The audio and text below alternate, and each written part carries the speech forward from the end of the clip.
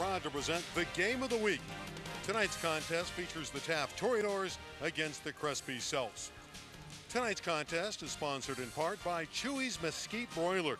You get what you want at Chewy's. An atmosphere that's casual and fun, service that's fast and friendly, and great food, including their delicious Mesquite Broiler killer beef, chicken, and fish. Food that's prepared fresh for you every single day. Serving Ventura County for 25 years with locations in Camarillo, Moorpark, Thousand Oaks, Simi Valley, and Stevenson Ranch. If it's time to eat, it's time for Chewy's. Hello, everybody. My name is Randy Rosenblum, set to call the play-by-play. This is Big Game Jake Downey, and we welcome all our viewers on Time Warner Cable throughout Southern California. Well, Big Game Jake, we have a big game for you. Taft is 2-2, but they are an aerial circus. They can really throw it well. And Crespi is 4-1, and they are great in the air as well. This looks to be a shootout. Yeah, if anyone wants to get home in about 2.5 hours and see that missing episode of Blossom, you're not going to do it. This one's going to run a while. We're going to have a shootout more than a blowout. Well, it starts with the quarterbacks, and at Taft, number 3, Michael Berkovici gets it done. Great release. He's on his way to Arizona State. Yeah, this is the kind of guy that makes you want to watch high school football. He's got a quick release. He's a big guy. He can take a beating, but you know the Taft offensive line has been keeping those defenders off him, and he's been slinging the ball all over the yard. He's going to ASU to play for Dennis Erickson. He's got a great receiver, too, and Michael Thomas, who in one game this year and a win over Notre Dame, caught 13 passes. Thomas is terrific.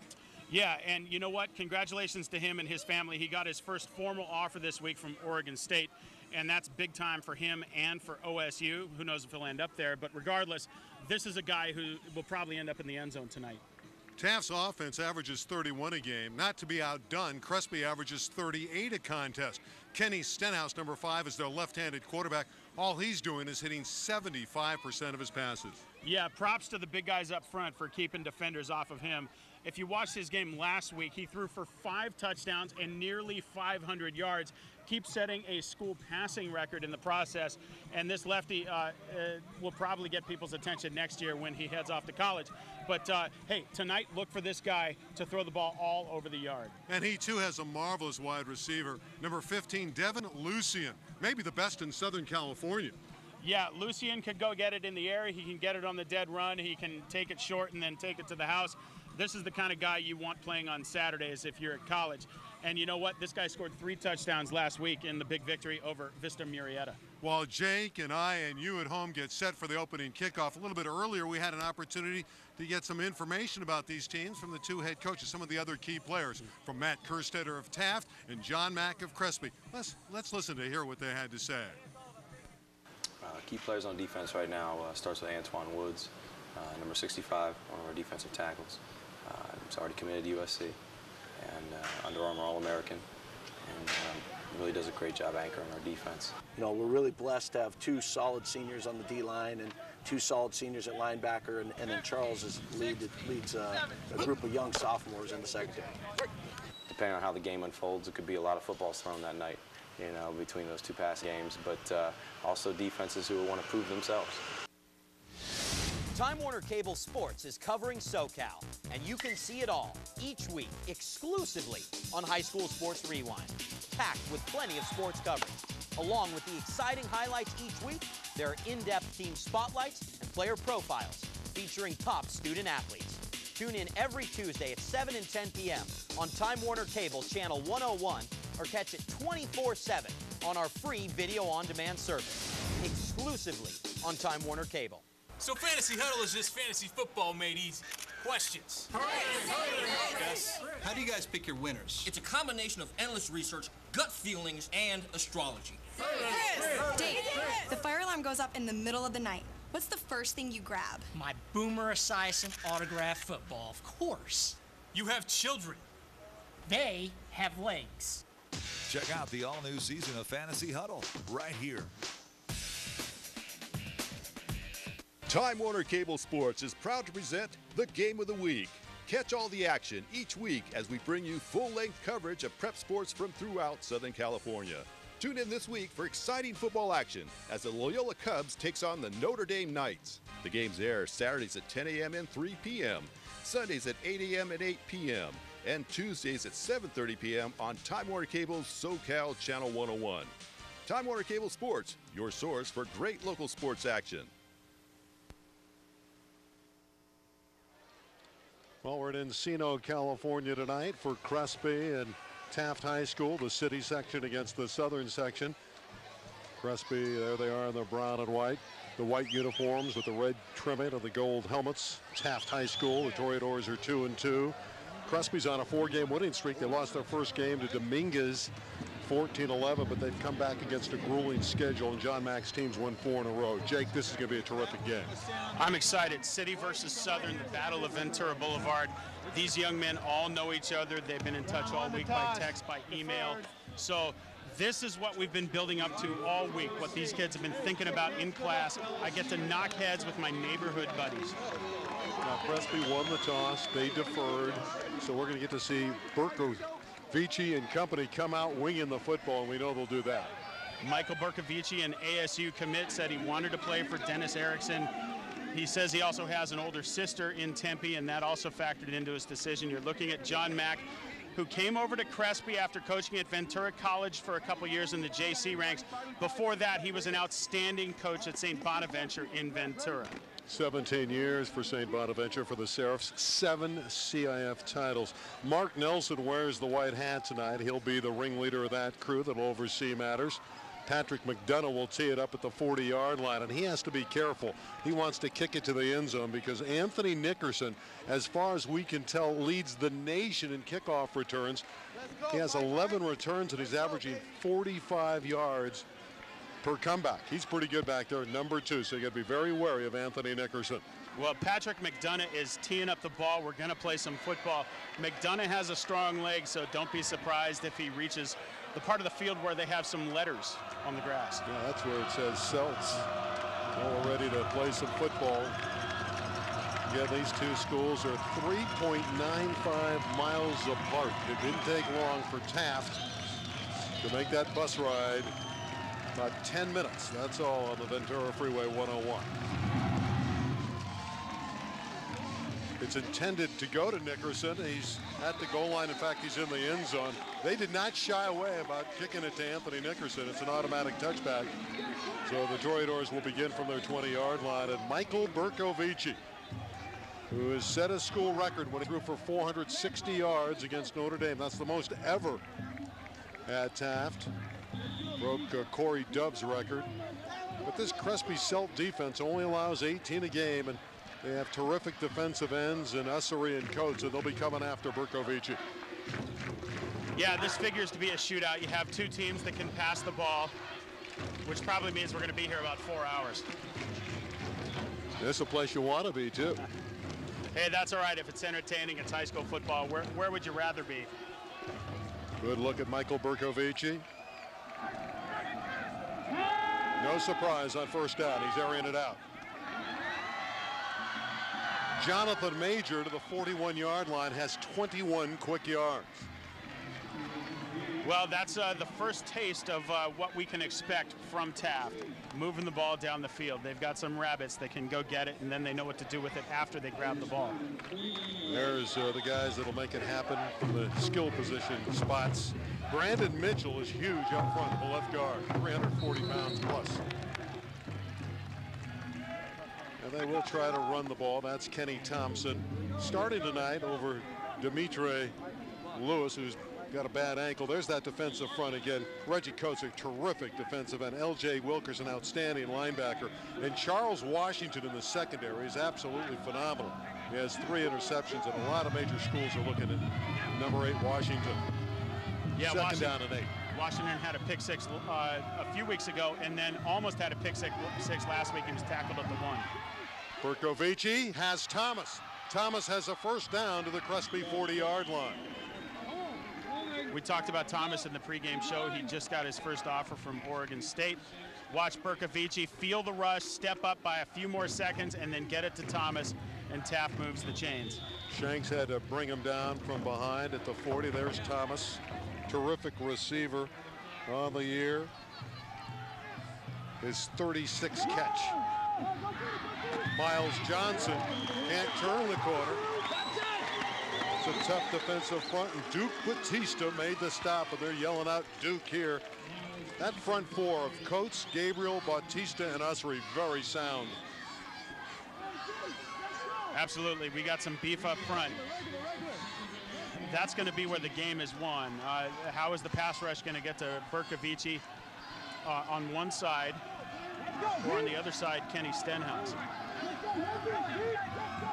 Second down and 13. For Miles Johnson, who's open. Just overshot him. On the wheel route, he was available. Oh, man, that is a pretty pass, and if you pull that off and you hit him in stride, you have 6 points. But that's a tough pass to pull off. Well, Miles Johnson is a track star. He's a sprinter at Taft. And he's really a football player who runs track, but he has great speed, and he was available, and Berkovici just missed him. It's 3rd and 13. It's the first couple minutes of action, and Taft, with their aerial assault, has moved into Celts territory. Our game of the week on Time Warner Cable.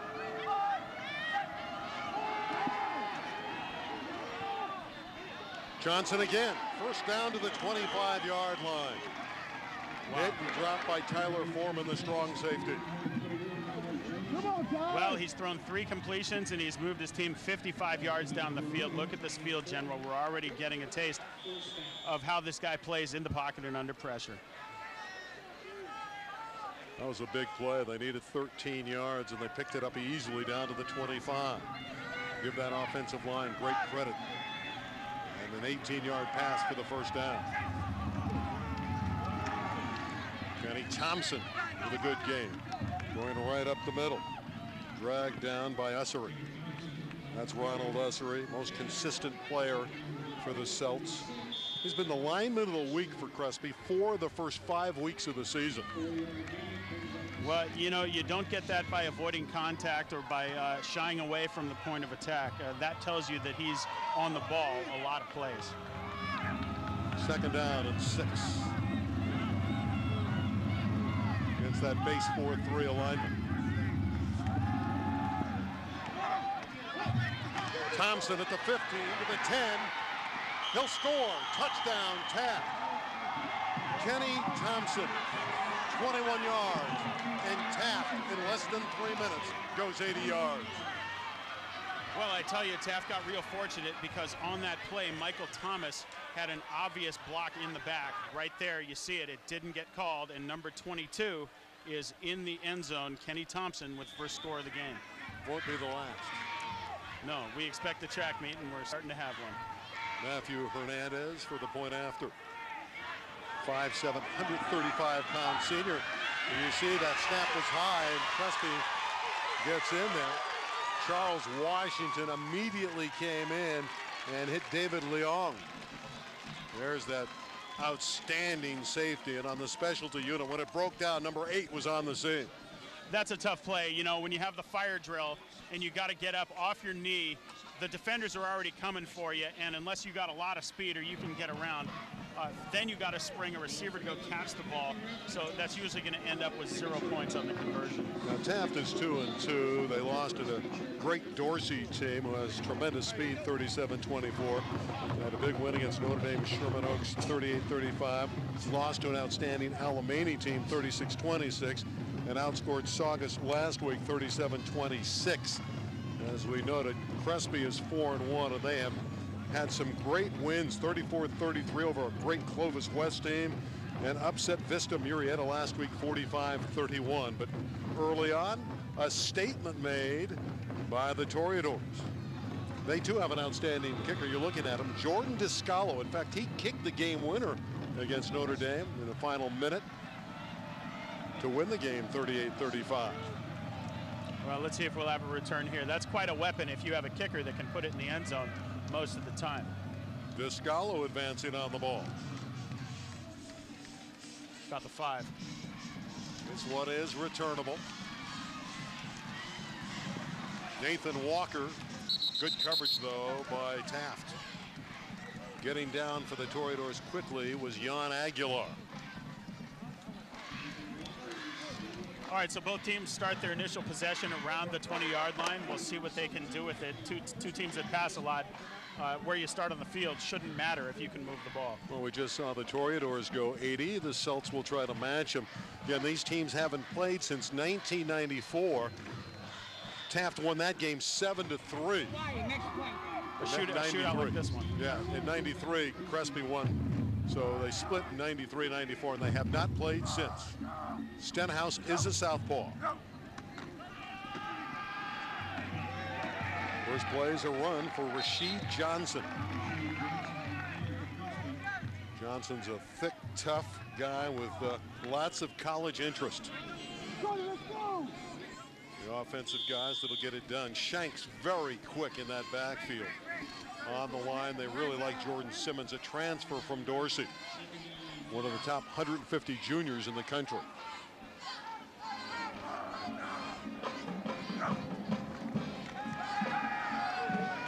Lucian. First down and a lot more to the 35-yard line. Well, that's the first time we've called his name tonight, but I tell you, we're going to be calling his name quite a bit.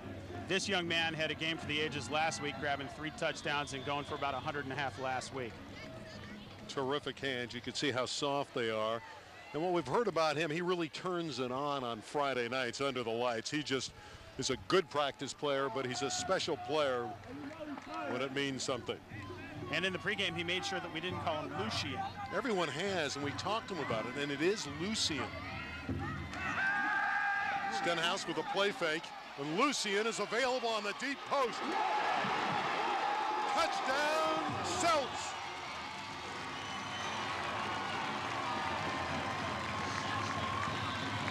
What a fantastic play. That is the artistry of football. Let's take another look at this 65-yard touchdown aerial. Nice play action fake, gets everyone biting on it, and then Lucian has some separation between him and his last defender, and he is in the end zone rather easily. Yeah, he got behind Anthony Nickerson. Well, I'm not sure how you defend that. If you don't push him off at the line, he's going to get free. McDonough's PAT gives Crespi a 7-6 lead. So they've each had it once. Berkovici drives him down. It culminates with a 21-yard touchdown pass to Kenny Thompson. And then Devin Lucian hooks up with Kenny Stenhouse for 65 yards. You know, in talking to John Mack, he said that Stenhouse is like another Kenny, Kenny Stabler. Oh, he looked like Kenny Stabler there, didn't it? Exactly. I don't know if he's got that perpetual 3-day growth, but he's certainly left-handed and certainly resourceful in the pocket. And there are some underdressed young men. They're braving the elements here in Encino. 83 yards on just 2 passes to Devin Lucian. That's the kind of drive that Crespi likes to utilize. They have a fast break attack in the air. We have 7:49 left in the first quarter, and both teams have scored. And you know what? We're already 4 minutes and 11 seconds into the game. We have more points than in that 94 clash between Taft and Crespi that finished 7-3. Don't tell the defensive coordinators about that. I guess the old defensive coordinators from 94 are proud. But again, it's not that these defenses are helpless. These are just 2 very high-octane offenses that are very efficient. As McDonough will run up and kick off again. That's going to be short. Yeah, and Nickerson is very, very dangerous. The best in America at returning kicks. But he can only take it out to the 26-yard line. And at that point, he is dropped by Nate Walker. Yeah, that's going to shorten his average. I think he is #1 on max preps in return yards nationwide. Well, let's see what Berkovici and company do here. One would think, led by big number 77, Brandon Mitchell, who's a group photo all by himself at 340 pounds. It's a good line to run behind. Antoine Lewis is 230. Pierce Slater's 335. Dominic Hernandez, the center's 2 1/4. We talked about Mitchell, the left guard, and the left tackle, Travis Raphael, is 290. It is a huge offensive wall. Well, we know how big they are. Let's see what kind of skill they have. Well, they moved it down the football field earlier. Fly sweep with Nickerson. That's good defense on the edge. Beautiful job by Ronald Ussery, 56, holding his ground, and he had help as well out of the secondary from Brandon Arnold, the cornerback. Gain of just 2. It's second down and 8. They'll try to use that play, that fly sweep. It broke for a 62-yard touchdown last week for the Toreadors against Saugus when Nickerson came around. Matt Kerstetter wasn't happy the way his team finished last week, was he, Jay, against Saugus? No, not at all. He felt that they had let up in the second half after building a big lead, and then they had to sweat it in the fourth quarter. Thompson in the secondary, down to the 40-yard line on the Celts. And if Taft can run the football effectively like that, that will take so much pressure off of Michael Bercovucci. Absolutely. Well, it means that you can't storm the quarterback with 6 and 7 guys. Well, Kenny Thompson has earned his stripes in practice. He was the number 2 running back. Demetre Lewis has a tender ankle, but is playing on defense, and he's playing very well. He looked very good a week ago against Saugus. And Thompson, a bruising runner, got outside and showed a little bit of his speed. Usually he's to running guys over. You know, in week 5 last year, this Taft team had Sarah on the ropes. A team that's now won 20 in a row in a state championship. They took them into overtime despite turning it over 5 times. And Thompson pushes it down to the 31-yard line. Running behind the center, Dominic Hernandez. Again, Ussery underneath the pile, making the stop for the Celts. Well, the key will be, will these big guys wilt in the fourth quarter? It's not a hot night, but when you start banging on other big guys for 4 quarters, that's when mistakes start to happen. So everybody's fresh right now. 6 minutes gone, 6 to play on the opening quarter. Crespi by 1, but Taft's moving. They don't believe they can be stopped. Kerstetter believes his offense can score against anybody.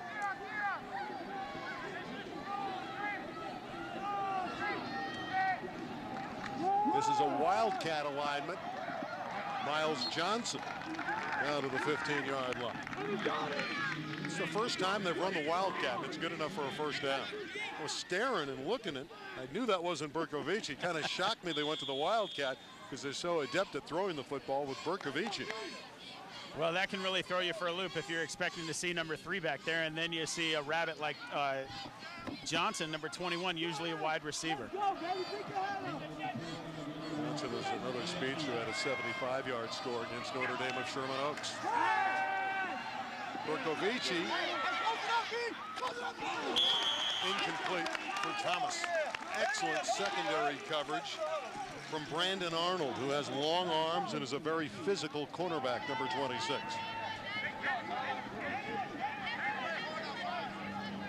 Second down and 10.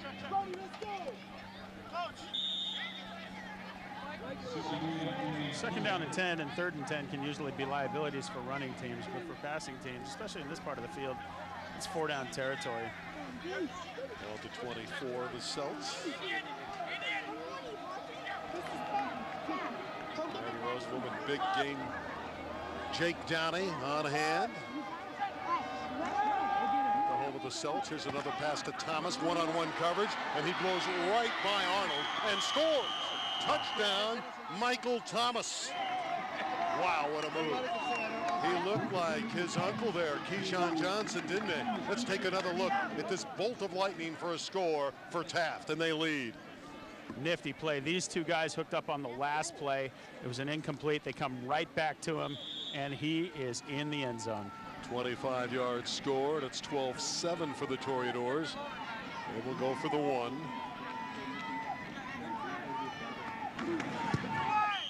PAT this time is up and good. It's a 13-7 lead for Taft. Taft's had it twice, 2 touchdowns. Crespi's had it once, 2 plays for a touchdown. That's what we expected here in Encino. Hey, punch, counter punch. And so we're 4 miles apart, Taft and Crespi, or I think you did your Google Map search is 3.95. 3.95. I bet Taft is excited to play in a field where you could actually see the football, because back at their field, I don't know if we could do a game here because it's just not bright enough. No, it's very dark there, and I keep talking with Kerstetter and saying, when are you going to get the lights fixed? He says, we're working on it. It's a, it's a city issue. But here at Crespi, it's gorgeous.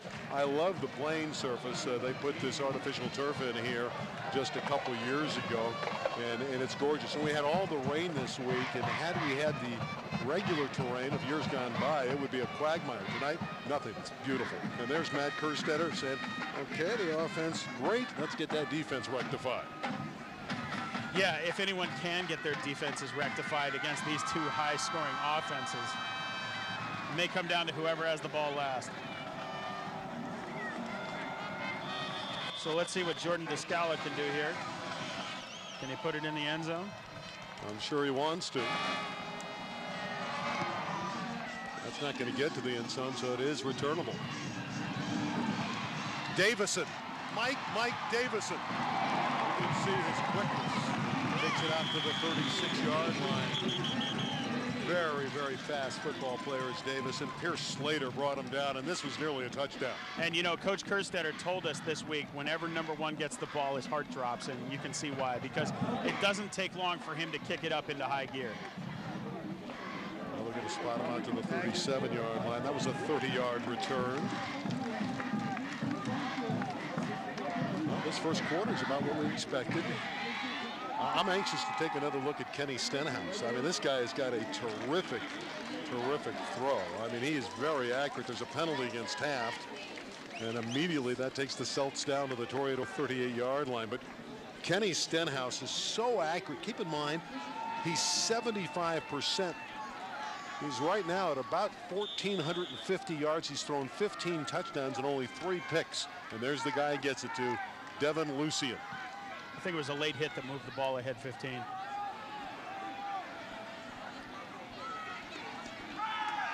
Pitch out, Rasheed Johnson to the Toreador 31-yard line, and a first down. Boy, they cleared out the near side. Big gain there for Rasheed, a senior. Let's take another look at that blocking up front to clear that path. Well, that's another reason that Crespi can move the ball so effectively. They don't have to rely on Stenhouse on every play. Adrian Lewis had to run across the field and make the stop.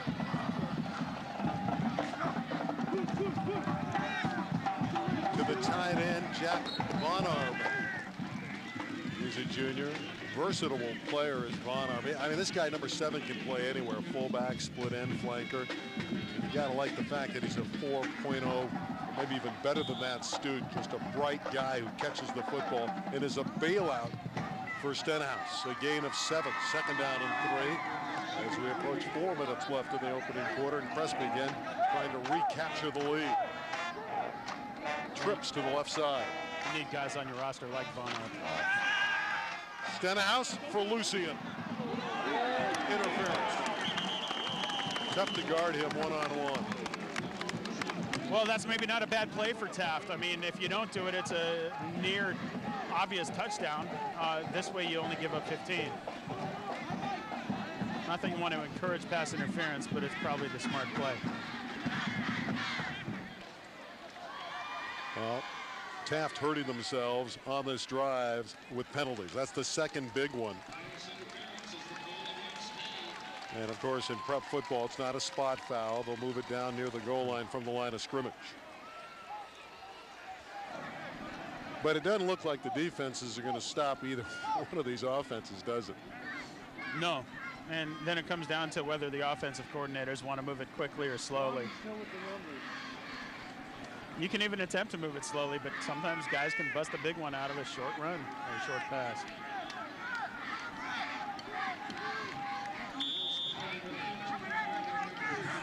Crespi at the Taft 13-yard line.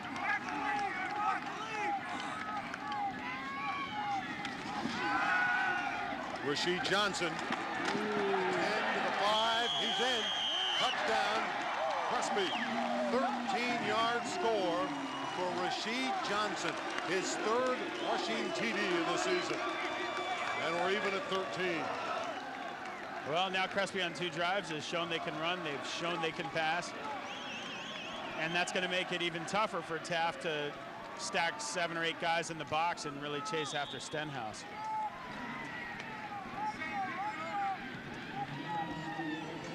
McDonough, the senior for the PAT. And the lead. It's blocked. So we remain even at 13. Breaking through for the Toreadors was Bobby Baker. Well, this heavyweight fight just keeps going back and forth, blow after blow. Each team has landed 2 blows. Number 6 from the middle. Free safety on defense with the long arms, very lean, but got that body across and keep this one even. I love it. 2 possessions each, 2 touchdowns. Fireworks aplenty in Encino. Is it the 4th of July? Did I miss it? Is it the wrong date on the calendar? Is it the 4th of July? 8 minutes and 13 seconds in, and we've got 4 touchdowns. Is that all? I don't know. Do the coaches like a game like this? I just wonder. Well, coaches like to win, and they like to know they're going to win in the second quarter. This one is going to be a dogfight to the end. John Mack got so used to steamrolling opponents at St. Bonaventure that, playing competitive games week in and week out is, I was going to say it'd probably make his hair fall out, but I think he shaved it all off anyways. He just does a great job. I mean, Jeremiah Ross was a good coach here and did a wonderful job, but to bring John Mack in, and he's just elevated the program so quickly, and it's a very young Crespi team. A lot of sophomores. In fact, it's a great sophomore class. You got to think the Celtics are going to be good for years to come, and he's done it so quickly against a tough schedule. Another tough opponent tonight in the Toreadors. Yeah, they're not shying away from Nickerson, but McDonough kicked it through his hands and through the end zone. For all of our excitement about tonight and this being for neighborhood bragging rights, it's still a non-league game. This has no bearing on what these guys will do in the playoffs because they go into their league season next week. The Sarah League, in which Crespi plays, is a tough league. And that was Ross's undoing, that he couldn't get out of the Sarah League and into the playoffs. The Sarah League for a while only had 4 teams who played 3 league games. And, you go 1 and 2 or even maybe 2 and 1 in the Sarah League, and suddenly you're home come playoff time. Well, the Sarah League has Bishop Amat. They're 5-0 this year. Alamany's 5-0. The Celts here are 4-1. Loyola's a strong 2-3, and they upset Upland last week. And Notre Dame is getting a little bit better. They're 1-4. In fact, we'll have Loyola and Notre Dame on our game of the week next week in the Sarah League, and that'll be the opener for both teams. Okay, so now the Sarah League is 5 teams. You have at least 4 games to establish yourself and try to get into the playoffs. But out of 5 teams, there's still going to be some good teams that stay home. Now Berkovici on the ground. Thompson has had a good first quarter running the football for the Toreadors behind that big offensive front. By example, you just mentioned some unbeaten teams. Bishop Amat. Let's say Bishop Amat comes into the Sarah League at 6-0 and then goes 1-3 in the Sarah League. They could be 7-3 and miss the playoffs. Taft is confident they can run the football. That's straight power football with Thompson. You see that pile being moved again. Ussery made the stop. But number 22 has given them a presence. Keep in mind, Demetre Lewis, starting at linebacker, is normally their man that carries the football, that totes the ball most of the time. He's got that banged up ankle, so he's primarily on D tonight. But a huge addition in this first quarter has been Kenny Thompson. He's done a great job for Taft. Well, you have to ask how much drop-off has there been. Kenny Thompson has served quite ably so far. Thompson again has served to relieve the pressure on the quarterback Berkovici. He's taking it right into the middle of that pile. Again, this is a good Crespi defense that allows 18 a game. And Taft already with 13 in this first quarter. Yeah, I think both teams are going to be above their average tonight.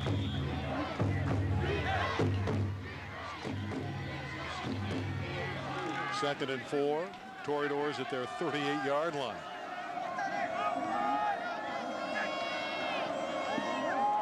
Thompson again. Short of a first down as he cruises out to the 41-yard line.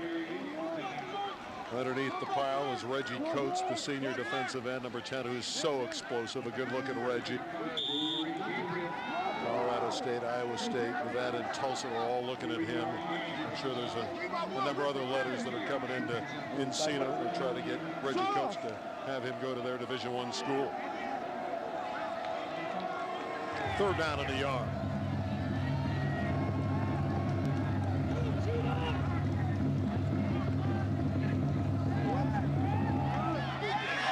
Thompson to the 48-yard line of Crespi with a 1st down. Again, what is Taft missing by playing Thompson? Nothing yet. He's been brilliant in this opening quarter. Ussery with another stop. Shit, dude. Again, this is going to relieve so much pressure on Berkovic. You just wonder, Jake, when's he going to take that shot and go up top? Well, you can certainly soften up a defense and lull them to sleep by running it up the gut, but Taft's receivers are so good that they can strike at any moment. The City against the Southern section. And the City team moving the football, but this time Thompson is taking off his pins. Underneath the pile was Bautista, Duke Bautista, 54. Inside of a minute to play on the opening quarter. Can we get a defensive stop? No punts, just touchdowns. This is like watching fantasy football. Even last week, Crespi just traded touchdowns. Into a crowd intended for Taft. And it's 3rd down and 8. Yeah, usually you're not going to get a completion when you throw into triple coverage. That's great defense by the Celts, too, because after all those runs, they didn't bite on the play fake. Michael Thomas, always in the plans. You got a game plan for him defensively. He's just a terrific receiver. We saw him catch that 21-yard aerial for a score earlier. Wonderful moves. And as Jake said on our pregame show, got an offer just yesterday from Oregon State. I'm sure there'll be more coming in. Well, if anybody saw that play where he caught the ball and deked out the defender and 2 seconds later he was in the end zone, that may be reason to sign him right there. Thompson jumped about 1.5 yards shy of the 1st down. And it'll bring up a 4th down. In a game like this, I think you go for it. I don't know if we'll get another playoff in this quarter, but you got to try to outscore your opponent. You don't want to give it away. So I think when we come back to start the 2nd quarter, they're going to go for it on 4th down. I doubt that they'll take another snap here. Berkovic is at the sideline watching the clock wind down. Well, now he comes into the huddle, so he will maybe try to snap it. Nope. After 1 quarter, it's been entertaining. It's 13-all, Crespi and Taft. More on Time Warner Cable after this.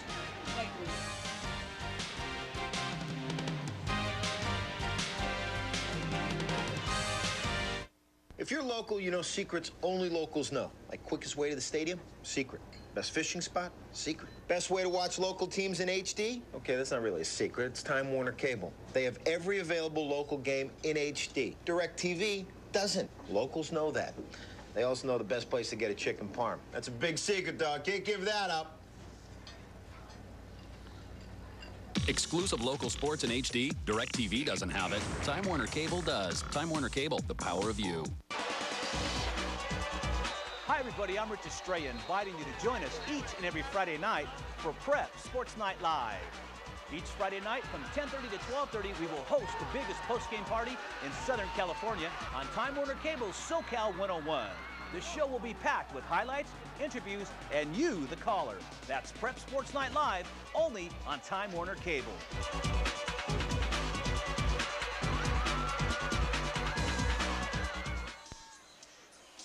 You're watching exclusive cable coverage of tonight's game right here on Time Warner Cable SoCal Channel 101. For more air dates and our complete schedule of games, visit twcsocal101.com. Big play here. 4th down and 2 as we begin the 2nd quarter. And as I surmise, they will go for it from the Crespi 41-yard line. Thompson easy into the secondary to the 29. That offensive line is overpowering Crespi's defense. Yeah, if you can't get 2 yards when you need it on 4th down, then maybe it's time to go sell insurance. Right up the gut, Big holes from the beef up front, and then it takes about 5 guys to put number 22 on the turf. Running behind Travis Raphael and Brandon Mitchell. Between them, 630 pounds. I think I'd run there too. Burkovici flushed out of the pocket and throws it away. Smart. Smart. That's a cool customer. If he can roll out and not see anyone and just get rid of it. I got a kick on what Matt Kerstetter said. He said, if I lose Michael Burkovici, this season goes up in smoke. He has no one really behind him. He has a backup quarterback who could play there, but it's really all about Burkovici this year for Taft. Right. Well, then they need to do what they can do to keep him away from trouble. And those type of plays where he can roll out and just get rid of it if he has to is an example of that. Burkovici, who started his prep career at Westlake. Handed it off to Thompson, and he rides it down to the 26-yard line. Covered again by Ronald Ussery, who's made a lot of tackles. 56 has been underneath the pile on many, many occasions. Keeps getting better. That's the book on Ussery.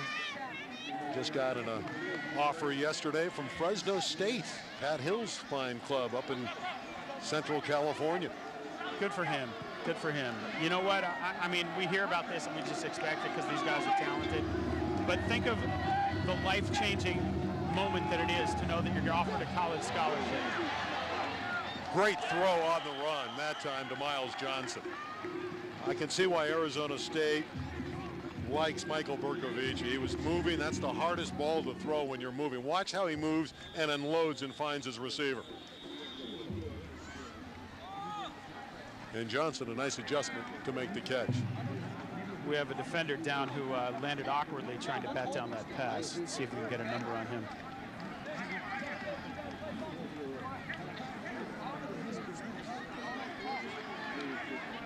Of course, the Celts don't want to see any of this. It's a very tough defense. They're a very closely knit family here at Crespi High School, and one of their players is down, and hopefully he'll be okay. I want to remind everyone about some programs that are very good here. High School Sports Rewind, hosted by Danny Page. This has all the highlights from around Southern California. You can see the air dates Tuesday at 7 o'clock and also at 10:30 at night. Really a terrific show. Highlights, scores, profiles of outstanding student athletes, and a sports program in the Southland that's second really to none. High School Sports Rewind Tuesday nights at 7 and again at 10:30 on Time Warner Cable's SoCal Channel 101. That was Duke Bautista who was down, but it was good to see him bounce back up and have no obvious injury. Maybe he just landed funny and had trouble breathing for a minute. He's a very passionate player, is Duke, and it's great to see that young man who has such a great motor, almost goes 100 miles an hour, have that effort to come to the sideline and not be affected by the punishment that was delivered to him. I'm sure he'll be back in the game, and they need him in that defensive front. Torinors with a first down at the 13-yard line. Draw to Demetre Lewis. Well, the ankle's not bothering him. He dropped the ball, but he's in for an end zone touchdown. He dropped the ball in the end zone. It's a touchdown. It's ruled a score. It doesn't matter in high school football. There's no overturning of the ruling by the official. There's no replay, so it's ruled a touchdown. So Taft has the lead back here, 19-13. We'll see if it did come out right at the goal line. Yeah, that's a tough call, and without replay and without the benefit of seeing what we see, we got to respect the call from the guys in the striped shirts. That one might have been reversed in college or pros, but it was very close. Hernandez for the PAT, but Demetre Lewis comes in and gets the touchdown on offense to give Taft what now is a 20-13 lead, and still, Jake, no stops by either side. Taft has had it 3 times, 3 touchdowns. Crespi's 2 for 2. And John Mack is out there getting an explanation from the guys in the striped shirts, because his guys up top may have seen what we saw, which is that the ball might have been loose. Not that you can change it, but the head coach has to give the Zebras an ear. Love this environment. Again, Taft just 3.95 miles away, right down Ventura Boulevard. And cheerleaders and fans are here. Just a great crowd. And shame in many respects that these teams haven't played since 1994. You would think it's just an absolute natural. Message to coaches Kerstetter and Mack, please put each other on the schedule every year. Every year. Interested spectator.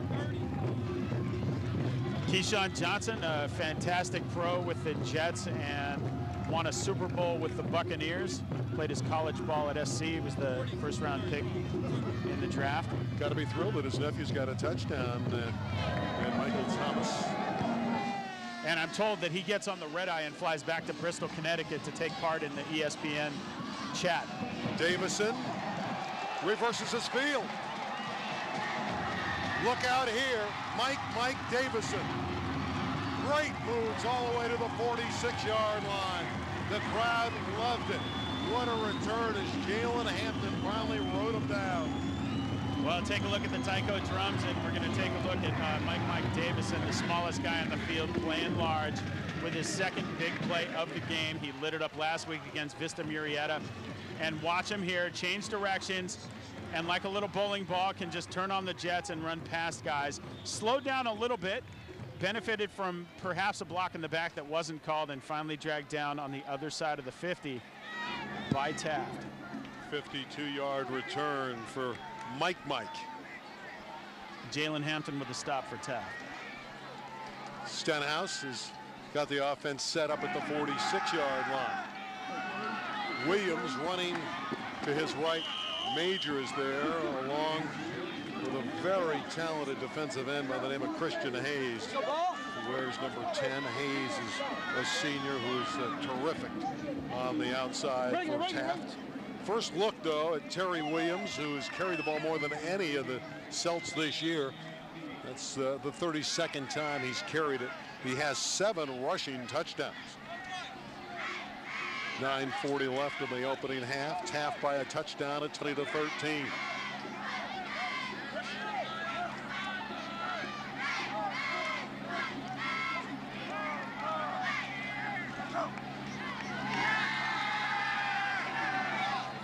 Incomplete over the middle.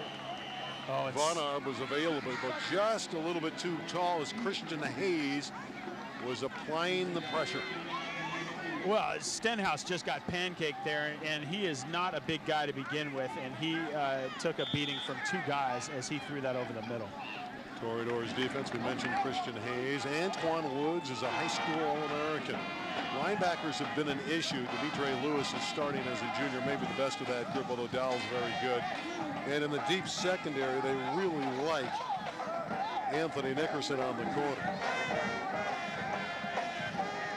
3rd down and 8. Can Taft make a stop? Stenhouse flushed. Davison wiggles free to the 30-yard line and has a first down. Wow. After the catch, he knows what to do with it. Patrick Wells finally rode him to the turf. This young man is fearless. You have to be fearless to play football, but when you're that small, you especially have to be fearless. Look at that. Toughness after the catch, not going down at the first tackle. 2 guys miss him, first down. They call him Mike because they say he's twice as good.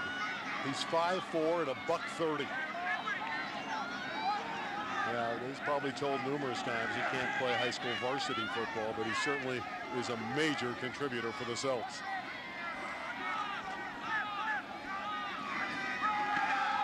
Now they soften him up at the passing game and go back to the ground. Williams with the carry, Lewis with the stop.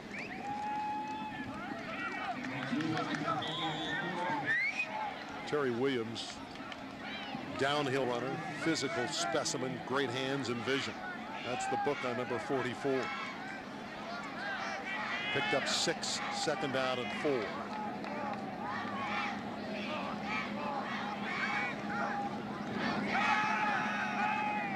Stenhouse surprised his tight end, Dre Callahan. And it'll be 3rd down. Well, once again, we're in 3-down territory, 4-down territory. So Crespi really has 2 plays to get 5 yards. 8:11 left in the half. Calhoun gets a breather. will spread the field with some quicker athletes on the flanks. Tripp's right. Taft by 20-13 in this anticipated shootout. Stenhouse for Harper. Incomplete at the goal line. Excellent defense from the cornerback Patrick Wells, and it's 4th down in the short 5. That was good defense. That was a jump ball that could have gone either way. Harper had outside position, and on an underthrown ball, it's not going to be good things for the offense. That's good news for Taft that Harper was contained. He's normally a great route runner, and Patrick Wells did a very good job. First year on the varsity for Wells. 4th down. Here comes the Celts. See if they can pick it up on 4th and 5 at the 25 of Taft. Excellent protection. Open is Lucian. Touchdown! Wow. Well, you can see why Crespi wanted to go for it. They didn't want to give back the ball, given the track meet that this game is developing into. 25-yard score. 25 yards on 4th and 5, and it's perfection. Beautiful rainbow. Somebody missed guarding number 15, which is a problem because you know that guy's going to score when he has the ball, especially unguarded. Well, we've had it all. Who's putting together our highlight package at halftime? He may have to start to go to work right now. Yeah, let's get him back from the hot dog line.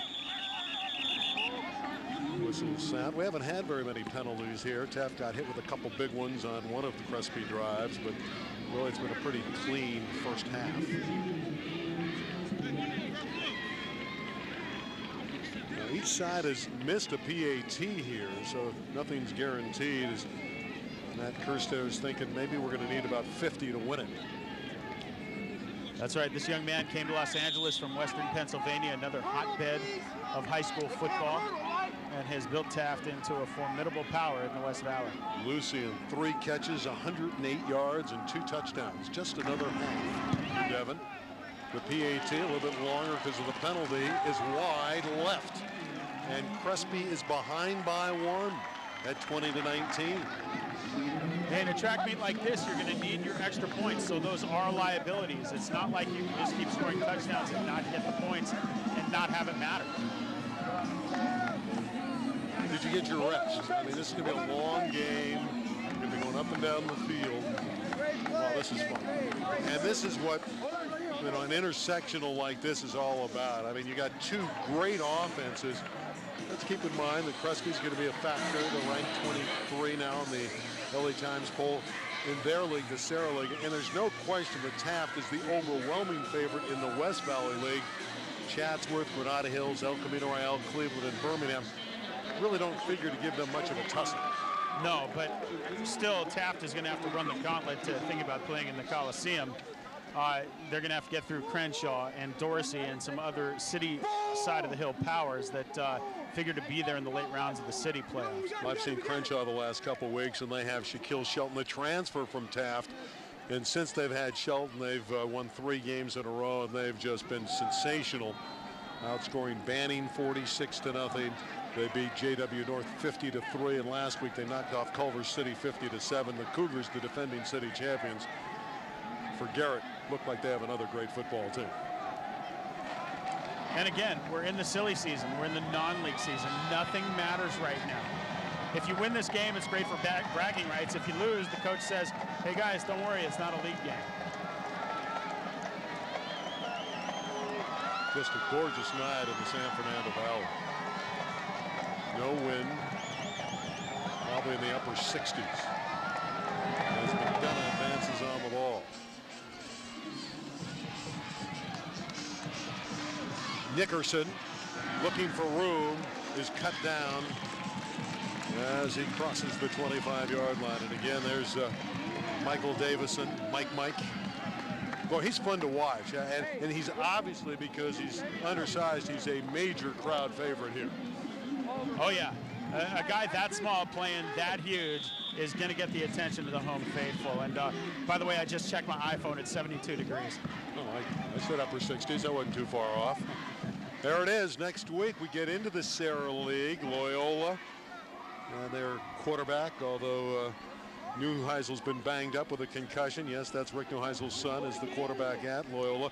Against Notre Dame and the Knights, legendary coach there, Kevin Rooney, who was just named to be the head football coach of the Eastern team in the Daily News All-Star game, which has been moved to January. So quite an honor for Kevin Rooney. But that's going to be a good football game. Two teams that'll get an opportunity after a sluggish preseason to really get things going at the beginning of the Sarah League. And two historic Catholic school rivals that have been playing football in Southern California for a long time. They've been playing each other for a long time. And, you know, they compete for the same kids, and those kids know each other as well. And so that's what high school football is, good old-fashioned neighborhood rivalries. Timeout called with 7:54 as these teams catch their breath. Taft leading by a single digit. Again, no one's made a defensive stop in this game. There's John Mack, who had such great success at St. Bonaventure. Wonderful coach. Matt Kerstetter really looks up to him. He said it's a privilege to be on the same field with Coach Mack. And you know what? The Mack coaching staff is a family affair. His wife is down there helping out as a trainer, walking the sidelines, cheering guys on as well. And I've seen her for years at St. Bonnie and now at Crespi. Might help him out a little bit more if she played defense.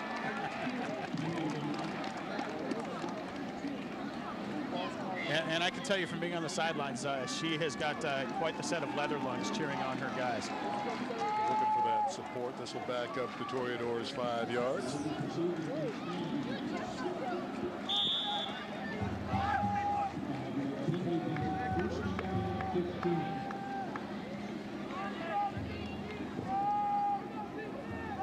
First and 15 for Taft. Toreadors were knocked out of the quarterfinals of the city section tournament last year by Dorsey.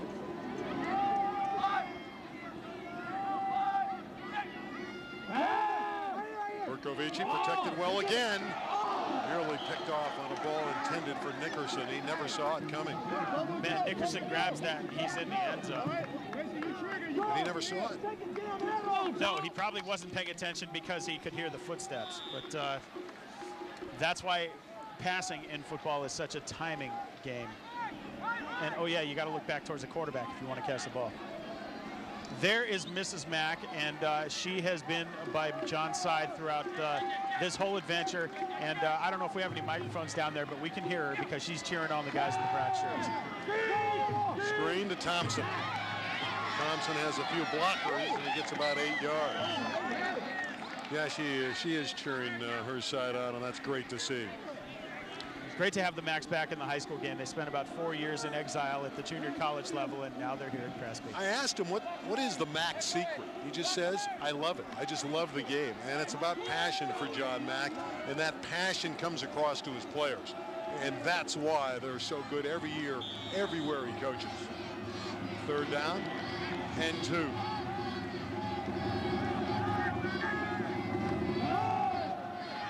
First down. Thompson's had a very good first half. He's well over 100 yards already. And, you know, Mack left St. Bonaventure in 2006, handed the reins to Todd Therian, 28 years old. Therian takes Bonnie to the state championship in his first year. So for everything that Mack did at St. Bonnie in 17 years, 7 CIF Southern Section titles, the guy who succeeded him say, yeah, but did you ever win state? It's always, what can you do for me now? One up the next guy. 113 yards for Thompson. And add to that total as he punches it out across the 40-yard line down to 6:45 left in the half. The Toreadors protecting a 1-point lead. And really in a game like this, the only way you can protect the lead is build on the lead. You got to score. You got to be one better than your opponent. A lot of people felt that it's going to come down to who had the ball last here. Absolutely. We still haven't seen a punt. We still haven't seen a turnover. It's been just punch, counter punch. We've had 6 possessions and 6 touchdowns, although, you know what's shaping up as a difference maker is missed extra points. Good look at Michael Berkovici. They've protected him well in this game. For Jonathan Major, great catch at the 32-yard line. Oh, what a grab by Major. That was a circus grab by number 80. Sure, and he had number 6 from Crespi, Noah Cecil, in his kitchen. Noah with some very good defense, but you know, sometimes there's nothing you can do. Nifty catch, spinning all the way around to make that grab. Strong hands of Jonathan Major. Lost 10 pounds. One of the fastest guys on the flanks. Back to the ground game with Thompson. And he picked up 3 yards, moving the chains on first down.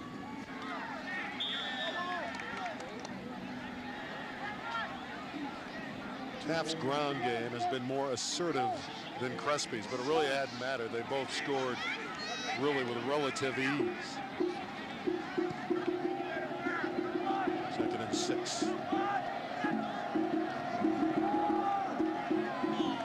Straight power football. Right up the middle again, it's Kenny Thompson. Oh, by the way, in the backfield with Thompson on that set was Quieto Stenhouse, the cousin of Kenny Stenhouse. Quiote is playing for Taft, obviously. Now there is Keyshawn Johnson watching his nephew play for Taft. Keyshawn gets on a red-eye, flies back to Bristol, Connecticut for his ESPN meetings tomorrow so he can prep for NFL Sundays on the Worldwide Leader in Sports. I wonder if he's going to talk about Michael Thomas or maybe Michael Bergovici. 3rd down and 2. Bragging rights in the office. Into the flat to Nickerson.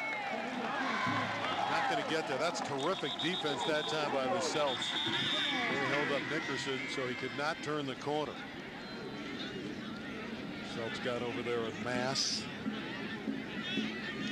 Leading the charge for Crespi was Charles Washington, and that's not a surprise. That wonderful free safety. He's the ringleader of the secondary. Down to 4:10 left in the half. It's 4th down and 5.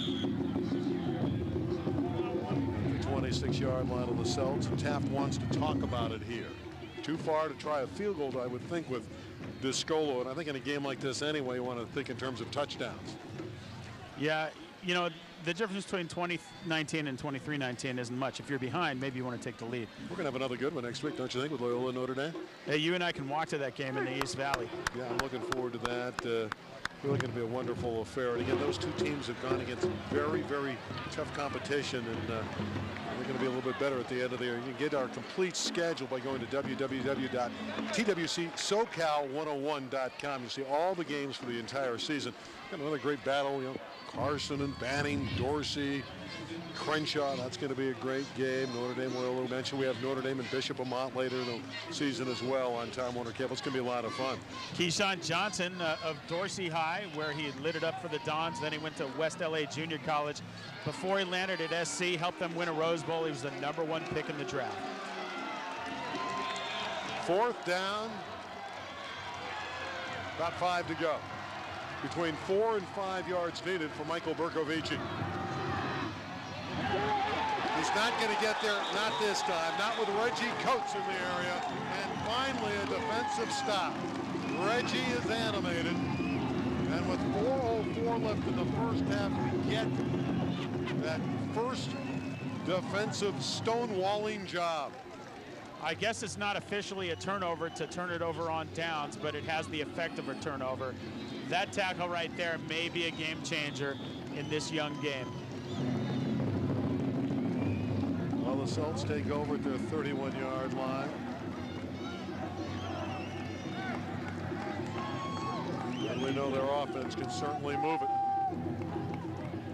Kenny Stenhouse came in hitting 75% of his passes. He's been just as accurate tonight. Talked to Jerry Gittleson of the Daily News. He says nobody can keep up that kind of average. He misses there, but there is a penalty. He says going through the Sarah League, he doesn't think that anyone can shoot for 75% in accuracy as a passer, but I don't know after watching Stenhouse. He is so accurate. He's got great receivers. And the way they open it up when you got a receiver like Lucian, he's going to get the ball accurately most of the time to these wonderful outside players. And what's most impressive about Stenhouse is when he hears the freight train coming, he still gets it away and he puts it on the money. Taft is hurting themselves now with penalties. There's another ticket going against the Toreadors. 4th penalty against Taft. 3 of them have been biggies. And in a game like this, you don't want to give away that kind of real estate. No. And especially we're south of the Boulevard. Real estate's worth a lot of money over here. In fact, you know what? My parents still live up the street, and my grandparents lived up the street since You're buying dinner if your family lives over here. 1953. And Crespi used to be a lot bigger, and the church next door used to be a lot bigger, but they had to sell off some of their land over the years to stay afloat. Near interception. A flash there, a near pick from Jonathan Major and Anthony Nickerson chatting about it. So these houses you see on the far sideline used to be part of the parish and just open space, but not any longer. Well, we're nestled in the hills at Encino, and you can see there Jonathan Major knock it away. It's a beautiful area. Lovely stadium, gorgeous campus. Quick pitch. Running with the football is Rasheed Johnson, and he's slugged down after a short game. And it'll be third down and long, and suddenly it's the defense is stepping up a little bit. Well, it only took nearly 2 quarters to have some defense rear its ugly head. Third down.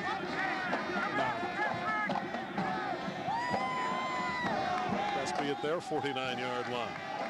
One would think Stenhouse is going up top.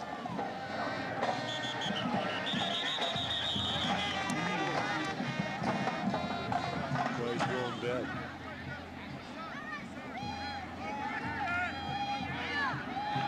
Mark Nelson will have the call.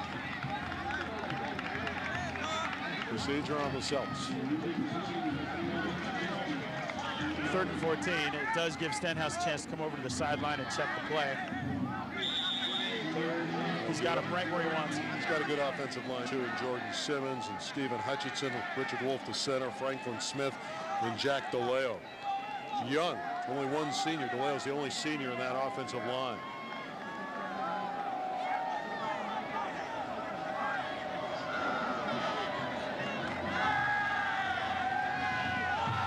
For Harper, who's free. Against the zone, he found the seam at the 34 and has a first down. 3rd and 14, no problem. Go find one of your rabbits and make him go catch it.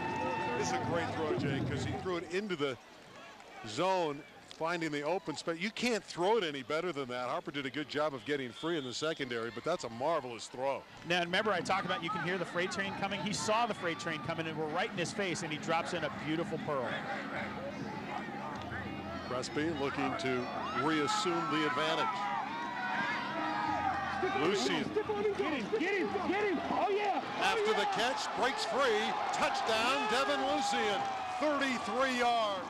Crespi leads, 25-20. This guy's sensational, absolutely sensational. All right, now that's the kind of play that marks a fantastic receiver from a fairly pedestrian one. He was on the sidelines. He could have been satisfied stepping out of bounds instead of taking the hit. Instead, he tiptoes the sidelines, cuts back inside, fakes everybody out of their shoes, and then he's celebrating another touchdown. Leroy Hicks had a great chance to tackle him immediately, but missed. And once he let him go, Devin Lucian took off. Point is added. It's 26-20 for Crespi. 3 minutes left in the half. And the Celts are 4 for 4 offensively. Wow.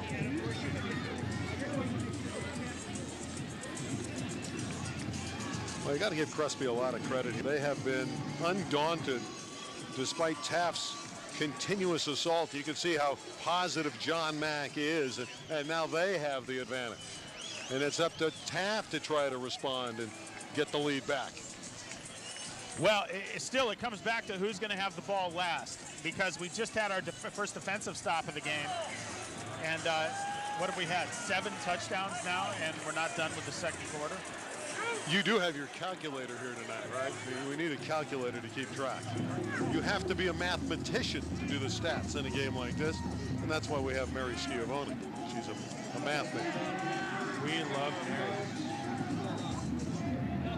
She doesn't love doing a game like this. She likes watching a game like this. But you got to do a lot of writing with the stats in a contest like that as McDonough has it teed up again. See if Nickerson gets a chance here to bring one back, number 2. I Ironically, with all his great numbers, he hasn't brought one back for a touchdown. He had a 75 return. But that 75-yard return against Dorsey did not go all the way to the end zone. That one's in the end zone here. It'll start from the 20. Well, Taft's going to have to go 80 yards. They've done that before here in the half. And just so we clear up what we just saw, the referee very clearly said the ball was in the end zone and that it's a touchback. The ball is not out of bounds at the 1, despite the ball bunking off the Crespi helmet, the Taft helmet. It's also a good look at John Mack. Coaches are nervous by nature, especially during a tight game like this, but man, you wonder what's racing through his head. Oh yeah, how are we going to stop these guys? Well, they did it once. They're going to try to do it again. 46 first half points, and we're not done yet.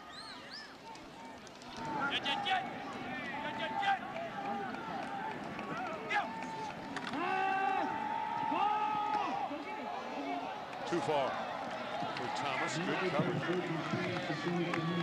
Crespi did a nice job defensively. Charles Washington getting over there in the secondary to blanket Thomas. Yeah, he was bracketed pretty well. Yep, he had help there too from Nate Walker. Well, you know, neither team is discouraged by an incomplete. There hasn't been an interception yet, but these quarterbacks have missed. They've missed with incompletes, but you know, they get back on the saddle and they try again.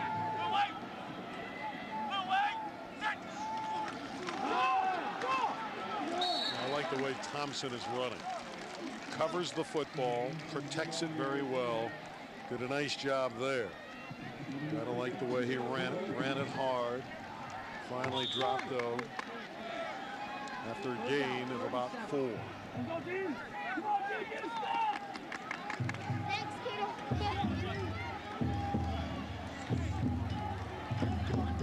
Third down and 6.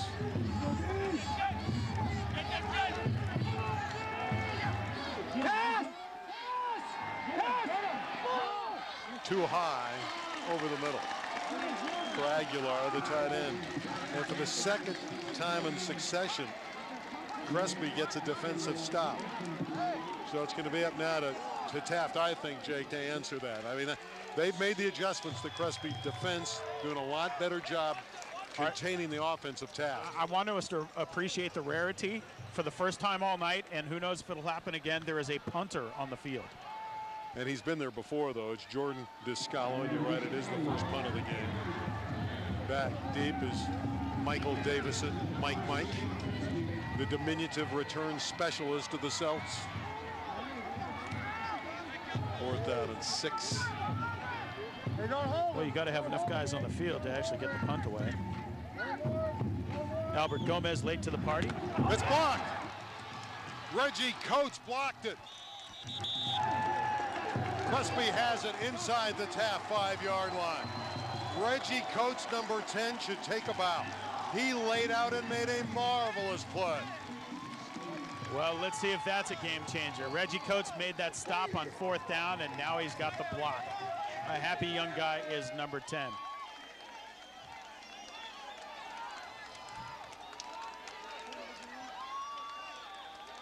So at this point, the scrum, it doesn't matter who falls on it, it's going to be Crespi's ball. 1st down and 4 to go for another Celts touchdown. Leading 26-20 with 2:12 left in the half. From ground level, they're that close.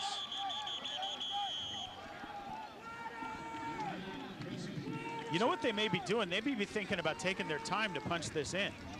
Maybe they either force Taft to take their timeouts or eat some clock. But ultimately, you can get too cute and then not get the points.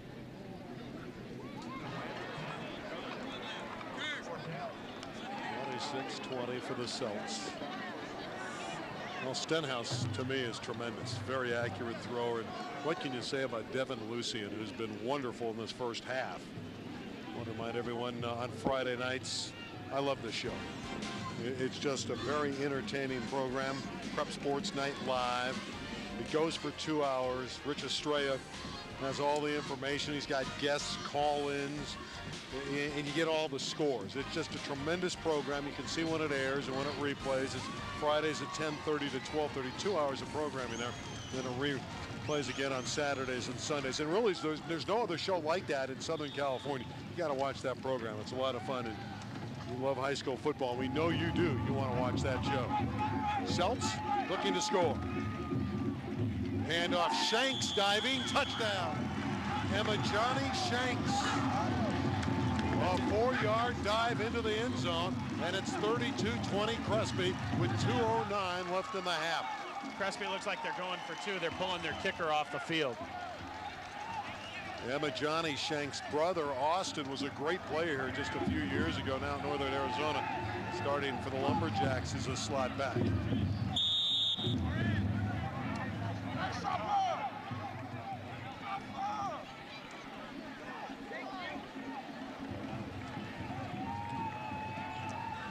So as we suspected, Crespi pulled their guys off the field. They're going for the deuce.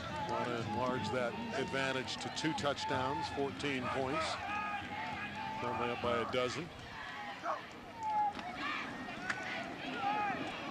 No good on the slant pattern for Lucian. It's the first time those two didn't hook up. That's the first time in over a game and a half that I haven't seen Lucian catch anything in his zip code. You know, a lot of people are looking at Devin Lucian. As you see Stenhouse hobble off a little bit. Hopefully he'll be okay. By the way, they have an excellent backup quarterback here at Crespi in Eric Hauser, who's hitting 91% of his passes. Hauser's hit 10 of 11 this year.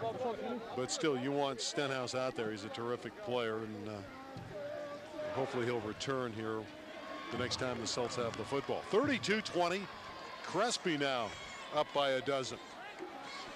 Hauser also played tight end for Crespi. There's Stenhouse going to rest that ginger left leg. Well, the tote board shows 52 in the opening half. I think Jerry Gittleson said what the over and under was 75. They're going to go over that, you would think. Of course, Jerry, who writes for the Daily News, saw him earlier tonight. Yeah, I think he's stalking us. He turns up at just about every game we're at. Or are we stalking him? I'll leave that one alone. McDonough into the end zone again, and that'll be a little bit frustrating for number 2 Nickerson, who doesn't have an opportunity the last few occasions to bring it back.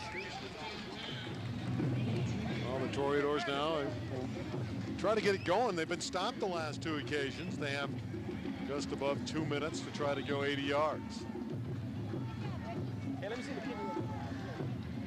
And they got to match touchdowns because they cannot stop Crespi. Crespi's had it 5 times. They're 5 for 5.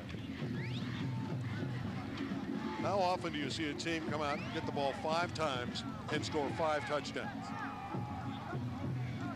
Well, Corona Centennial did against Birmingham, but Birmingham had no answer. That was just a beatdown. Okay, Corona Centennial, we saw him here against Birmingham. No one has stopped them. They had 66 last week. Thompson in the flat only gets a yard. You know, I see all these different polls, and I haven't seen a better team than Centennial.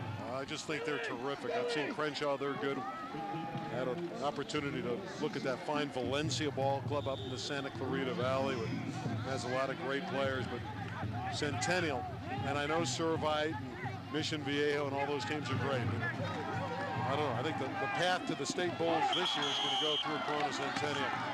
Stenhouse drops that one. That's Quixote Stenhouse, the cousin of Kenny Stenhouse. Like to see Quixote on defense, where he plays defensive back, defending against his cousin Kenny. Well, the battle for Ventura Boulevard supremacy right now, hedging and leaning toward the Celts. And Quixote was trying to get his cousin Kenny to come over to Taft, but Kenny's mom wasn't having it. He's a private school kid. 3rd down and 9, and suddenly it's tough for the Toreadors to get first downs. There's one, Berkovici to Jonathan Major. Twisted out of bounds, up at the 43-yard line. Just what Taft needed. Hey, even if Taft doesn't score, they need to make sure Crespi can't score before the half. They need to eat some clock. Well, I think they feel they can still get into the end zone, especially since they moved the down marker. Again, Taft believes they can score all the time. And again, the ability of Berkovici to buy time in the pocket. Yeah, we talked earlier about him being a solid field general out there, and you just look at him, you look at his body language, you look at his command of the offense, he knows what he's doing. Thomas fell down. It's unfortunate. Again, once your knees hit down in high school or college football, it's dead at that spot. Clock is running, though, and Taft has to be very leery of how much time they have remaining. 2nd down and 8. Boy, that's an experienced and good offensive line. Saw Narbonne on Time Warner Cable earlier this year against Long Beach Poly in a great game. They have a great offensive line in the city. Berkovici incomplete as Thomas fell down. All right, so that may be a gift to Crespi. They didn't have to take a timeout on 2nd down if they want to try to get the ball back. Just under a minute left to play in the half.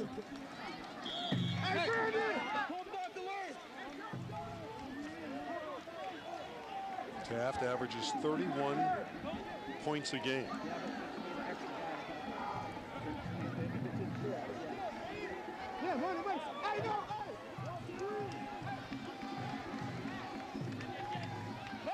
Third down and 9. Big play for Taft here. Pressure. Berkovici's going to run. Slides. Looks like he's got the first down. Boy, that's great awareness by Berkovici. Corey Peoples secured the tackle with 48 seconds left. All right, so that gives Taft the time to stop the clock and reset. They got to get up and snap the ball. The ball's not even on the hash mark yet, so the guys in the striped shirts are going to figure this all out. According to the scoreboard, the Toreadors have 2 timeouts left in the opening half.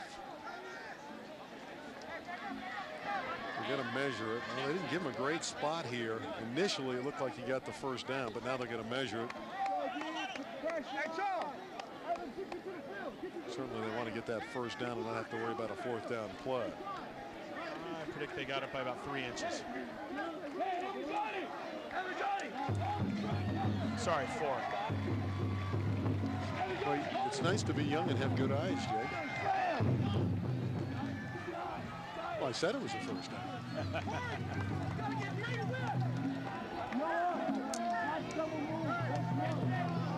32-20, and yes, that Time Warner Cable scoreboard is correct. We're in the 2nd quarter.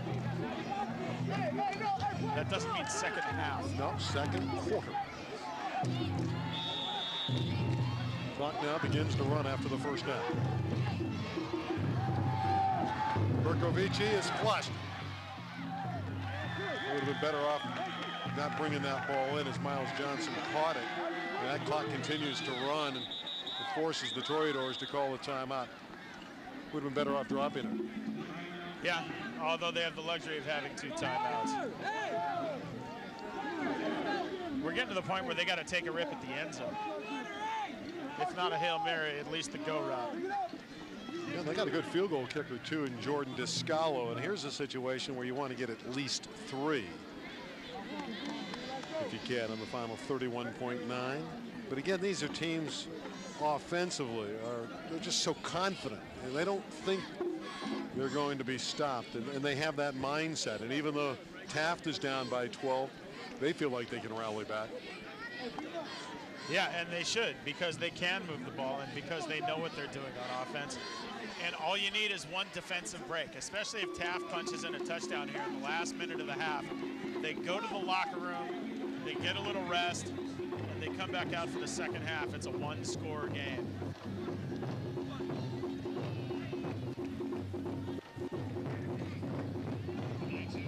Toreadors have the ball at the Celts 44-yard line. Taft's 2-2, but again, it's been a grueling schedule, non-league schedule for Matt Kerstetter's group. Playing the likes of Dorsey, their 1 win over Notre Dame. It was a big one, 38-35. They had that win last week over Saugus, and a tough loss to a very good Alamany team. That's what the preseason is about, to really develop some battle scars and know what kind of team you have.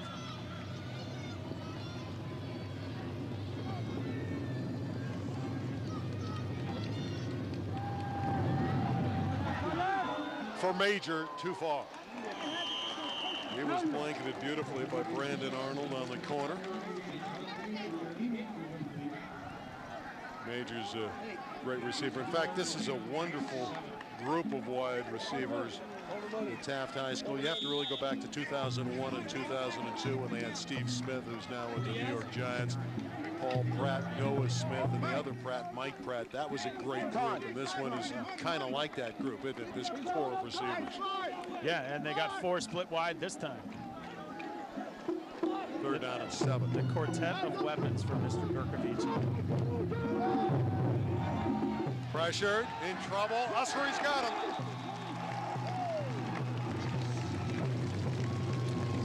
Taft may just let this clock run out. I would let it roll down to like 2 seconds and then call timeout and just throw one. But here's Ussery showing that ability to catch you from behind. Looks like Kerstetter had the same idea you did. Makes sense. Give yourself one shot at throwing it down the field. You might get fortunate, get a long bomb for a score. This Ussery, some football player. Talked about motors and consistency, and he's got it all. And you can see why Fresno State has offered him. You know, he's Pat Hill type of player, and Pat Hill's players up at North at Fresno State play with you know, great passion and with a big motor. And Ussery is that kind of guy. I mean, he runs all out all the time.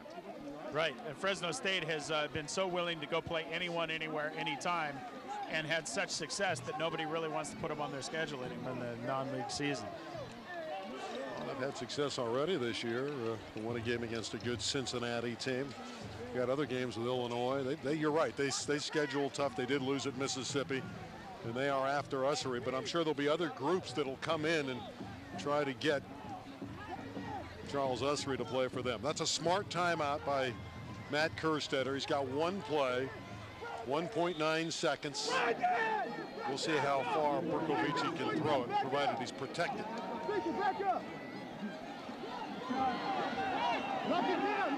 Wants Miles Johnson, and Charles Washington has his 4th interception of the season, and that's how the half ends. There it is. 52 first half points, but it's Crespi that goes to the locker room with the lead by a dozen. They have the momentum on Time Warner Cable. Tonight's game is brought to you by Chewy's Mesquite Broiler. Celebrate football season at your local Chewy's with an awesome HD TVs and all your favorite games. Food and drink specials, raffles, and giveaways during the contest. Want to watch the big game at home? Come by and pick up a football party pack that includes chicken, tri-tip, rice, beans, cabbage salad, tortillas, and chips and salsa, plus an order of their famous hot wings. Serve up to 12 in a party for only $59.99. If it's time for football, I'm getting hungry, it's certainly time for Chewy's. We'll step out, catch our breath. It's 32-20 at intermission for Crespi over Taft.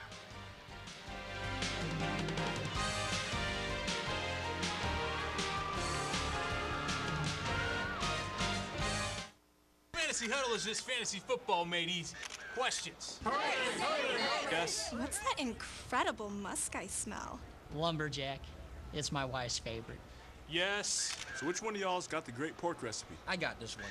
Dig a large hole, line it with banana leaves, heat the lava rock over an open flame. Excuse me. Can we talk about fantasy football? Check out the all-new season of Fantasy Huddle right here. I wonder what the freeways are like. Don't worry, I've got us covered. Soon, we'll tell you how the afternoon freeways are shaping up right here on Beat the Traffic. Take control of your commute with Beat the Traffic exclusively on Time Warner Cable, Channel 101. Get up-to-the-minute traffic information with real-time 3D maps, live updates. We have an accident at the 405 and the 10. Trip times and alternate routes. On TV, on the web, on the go, and only on Time Warner Cable. Time Warner Cable Sports is covering SoCal, and you can see it all each week exclusively on High School Sports Rewind. Packed with plenty of sports coverage. Along with the exciting highlights each week, there are in-depth team spotlights and player profiles featuring top student athletes. Tune in every Tuesday at 7 and 10 p.m. on Time Warner Cable Channel 101 or catch it 24/7 on our free video on-demand service, exclusively on Time Warner Cable. Welcome back to Crespi High in Encino, California. This is halftime between Crespi and Taft and Time Warner Cable's Go Long contest. We have 4 contestants today, 2 female, 2 male. Sarah Safarha just hucked up that ball and got it down to about the 26-yard line. And her competitor is Colleen Lim. Colleen Lim, a fan of Crespi. Let's see what Colleen can do. Colleen comes up a little bit short to about the 30.5-yard line. So Sarah had the longer throw that first time. So this is Andres Davila, and he is going to wind up and huck it down to about the 3-yard line. That is one pretty rainbow from Andres. Let's see if Colin Sheridan, a fan of Crespi, can match him. Colin probably needs to take more of a running start, but let's see what he's got. That one comes down at about the 13, so about 12 yards short of what Andres Davila from Taft could pull off. So Andres Davila from Taft is your male winner, and Sarah Safarha from Taft is your female winner. Congratulations to both of them. They get a lot of cool swag from Time Warner Cable, and you know what swag stands for? Stuff we all get. We'll be back right after this on Time Warner Cable. You're watching the Game of the Week.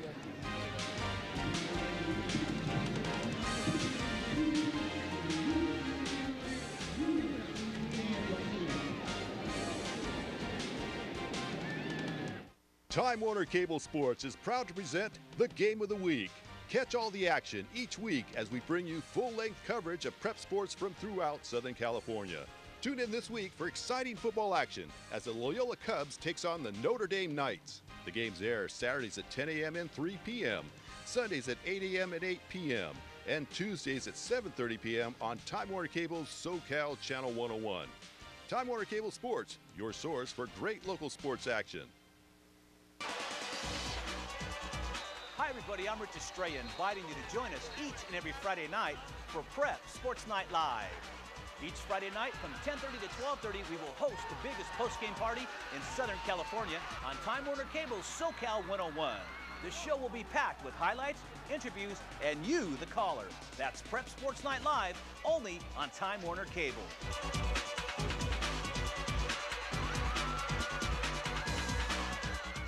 If you're local, you know secrets only locals know. Like quickest way to the stadium? Secret. Best fishing spot? Secret. Best way to watch local teams in HD? Okay, that's not really a secret. It's Time Warner Cable. They have every available local game in HD. DirecTV doesn't. Locals know that. They also know the best place to get a chicken parm. That's a big secret, dog. Can't give that up. Exclusive local sports in HD? DirecTV doesn't have it. Time Warner Cable does. Time Warner Cable, the power of you. Back just prior to the second half kickoff, as you can see, Crespi outscored Taft in the first half 32-20, and obviously, Jake Denny, a lot of highlights. Oh yeah, the track meet started early. Berkovici out in the flat to Kenny Thompson, and Kenny Thompson, with the help of a block in the back, got in the end zone. Then the beautiful rainbow here to Mr. Lucien. Devin Lucien with the start of a huge first half. First of 3 touchdowns for him. Yeah, that was 65 yards, and then Michael Thomas answered at the other end of the stadium. Thomas in the end zone. The track meet continues. 4 possessions, 4 touchdowns. And then questionable play here. Crespi gets in.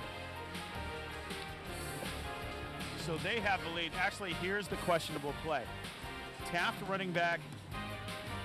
Dimitri Lewis fumbled, but they called it a touchdown, and then watch little Mr. Number 1. This is Mike Williams. He is going to go off to the races, finally dragged down on the other side of midfield after showing a lot of speed. And then Stenhouse to a wide open Lucien on 4th and 5, and that was a backbreaker. Then before the half, Stenhouse to Lucien. Beautiful big-time play here, cutting in from the sideline, could have gone out of bounds under pressure. Instead, he says, I want a touchdown, 3 in the first half. Then, to put Crespi up by 2 scores in the last 2 minutes, they close it off with a 4-yard run, 32-20 at the half, and here's your stats. Crespi with the edge, 12 in points, but not in rushing yardage. Taft with 160 on the ground to 44. Crespi, though, by air, 201 to 181. That's about a wash. And total yards, roughly a wash. Turnovers, it was a clean game. You had that one turnover at the end of the first half, but that didn't really matter much. It was the 4-down stop that really helped Crespi blow this open a little bit. And penalties, negligible. All-purpose yards, negligible as well. Yeah, I'm impressed with the cleanliness of the Celts. One penalty for 5 yards. A very smooth operation. Great coaching job. John Mack's staff had him ready, and Crespi fell behind a couple times in that half, and they always had an answer. And really, that answer was Stenhouse to Lucian 3 times for touchdowns. And Crespi, which deferred to begin the game, is going to get the second half kickoff. And Michael Davison's going to go back here, number 1, the electrifying one. Had that 52-yard highlight that we just showed you to set up the Celts. Keep in mind, Crespi had the ball 5 times in the first 24 minutes. They're batting 5 for 5. 5 possessions, 5 touchdowns. Taft needs to adjust defensively if they're going to steal a game from their rival from right down the boulevard here in Encino. Of course, they're from Woodland Hills, Taft. Descalo to kick off. I would anticipate another entertaining 24 minutes of prep football.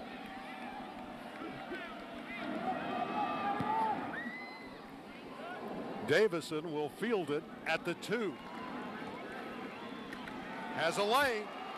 Mike Davison gets around Descalo, still going. He's to the 43-yard line of Taft, where Miles Johnson, a track star, had to bring him down. Well, that's just about the same amount of real estate that he covered the first go-around.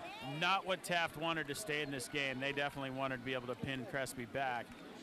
And Mike Davison turns on the Jets once again, the littlest guy on the field, playing huge, shaking tackles, playing like a much bigger fellow, and gets Crespi off to the start that they like. Leon Washington has nothing on him. Of course, Leon Washington returned a couple for Seattle for touchdowns a few weeks ago, and then one game against the Chargers. Well, Mike Davison has set up Crespi in business again. Kenny Stenhouse, 7 for 11 in that first half, make it 8 for 12. Ventura, the tight end, is down to the 35-yard line, and they are really making it look easy against this Taft defense. That's another 18 yards. Well, Ventura has been a valuable guy, being willing to play all over the field. Here he's playing tight end and dishing out some punishment as he gets downfield, picks up about 15 and a first.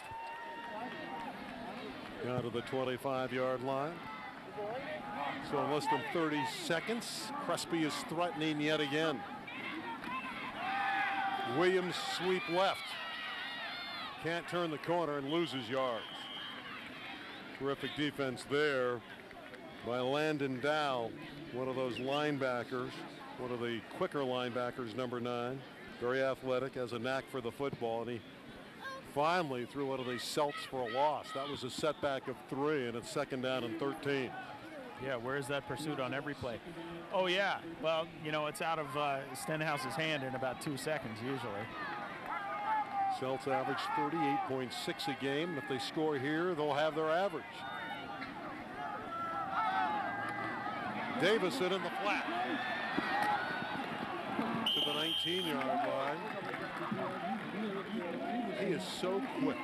And Matt Kerstetter talked with us earlier in the week. He said, I'm very concerned about number 1 and how quick he is once he catches the ball. Well, this will go as a run because it is a lateral, and Mr. Davison showing more of why the guys in the white shirts get nervous every time he's got the ball in his hands. Pickup of 8 there, and it's 3rd and 5. Crespi once again in the red zone.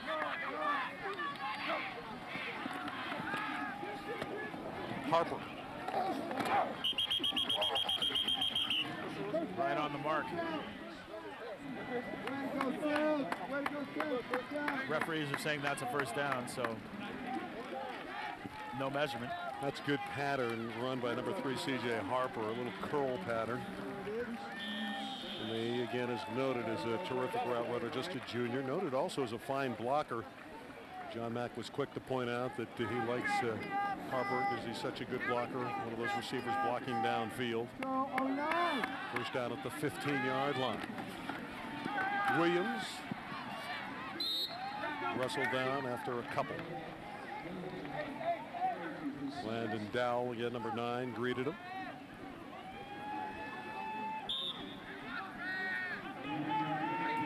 Well, this is the kind of drive that Crespi wants, to put a little distance between themselves and the visitors.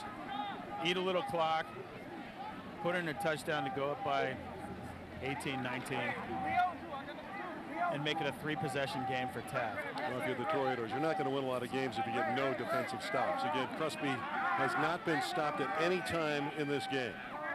They go in here, they'd be 6 for 6 on the contest. Tipped away and intercepted by Dimitri Lewis. Well, there's your defensive stop and a huge play. It was deflected and Lewis intercepted it. And a much-needed turnover for the Toreadors. Well, we had that 4-down stop in the first half that kind of broke it open a little bit for Crespi. And can this get Taft back in the game? Taft's first takeaway on defense. Well, the 4th interception against Kenny Stenhouse this year. Just when it looked like Crespi might open it up. That is a huge play for the Toreadors. And there's a little more pep in the step of the Toreadors as they go back out there. Little life.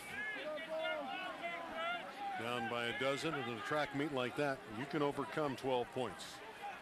19's a much different hill to climb.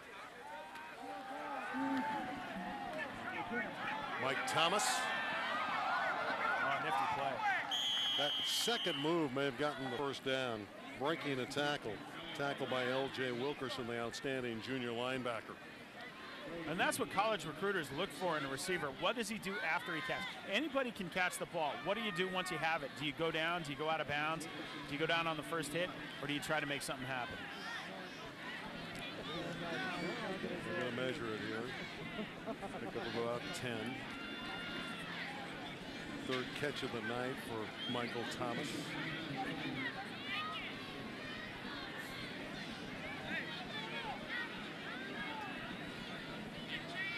And he's benefited by learning from his uncle, one of the greatest ever played the game, Keyshawn Johnson.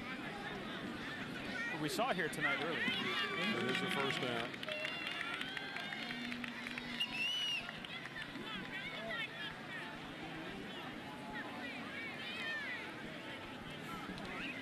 Taft hasn't scored in a while here, Jake. They've had a little bit of a drought since they got to 20.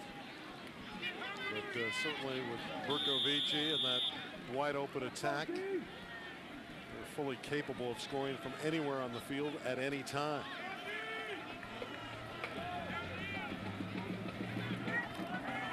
Reverse. Nickerson on the reverse. Coates stayed home. Reggie Coates, sensational play. This is a defensive end that leaves that backside intact. He was there. Watch number 10 spy this one out. That's his third big play of the game. Remember him with the stop on 4th down that gave Crespi the chance to have a 2-touchdown cushion. And here he makes it a 2nd and 18. You know, he didn't stay at home there. Nickerson maybe scored. I mean, the rest of the side along this near sideline was vacated. Coates in the open field, a terrific play. Major to the 31-yard line, about 5 yards short of the first down. Picked up 13, he needed 18. That's a manageable 3rd down. This is fun to watch how these two quarterbacks, Berkovici and Stenhouse, operate. Grabs it behind him, and then again yards after the catch. Took a couple guys to get him down.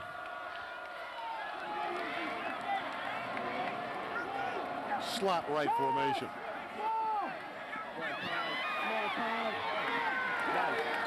Diagnosed beautifully. Stenhouse is denied. Tough place on the field to go for it on 4th down, but Taft may feel like they have to. Well, Tyler Foreman, number 11 there, he's just a sophomore. They think he is going to be a great player. They talk about how he has great feet, a major force defensively. It has 10th grade season. John Mack just raves about number 11. All right, Berkovici may be trying to get an offside call here. 4th down, 3. From the Taft 32. Will they snap it? They do. They're going for it. That's confidence. Thompson dives, and I think he got it. Kenny Thompson. Well, that tells you that Matt Gerstetter doesn't trust his defense. He knows he's got to get first downs and he's got to score, so he goes for it. And normally that's not the Phi Beta Kappa thing to do, but you cannot argue when you have a defense that's given up 5 touchdowns in 6 tries. No, and if Taft punches in a touchdown to get here within 1 score, don't be surprised if you see an onside kick. Big Antoine Woods lined up as a fullback, the All-American. Yes, he's going to play in the Under Armour All-American game in January for extra protection. Here's Major wide open. Spinning near the 50-yard line. He's out of bounds right at the 50, maybe the 49 of Crespi. Boy, Jonathan Major suddenly becoming the favorite target of Michael Berkovici. I want to yak about YAC. YAC is an acronym, yards after catch, and that's what college scouts look for. What does he do after he grabs the ball? We've been talking about it, and this young man showed us a little YAC. He just runs past people, Jonathan Major. Tipped it incomplete, and Thomas played the price. Berkovici has not been sharp on this drive. He's been throwing behind receivers, and there it cost him. A couple of plays ago, one of his guys had to go get it. Almost got Thomas killed as Charles Washington, number 8, really came up and leveled him. You're going to get planted here if you're Michael Thomas, right there by Washington. Oh, man, if you're going to take that type of face plant, you might as well catch the ball.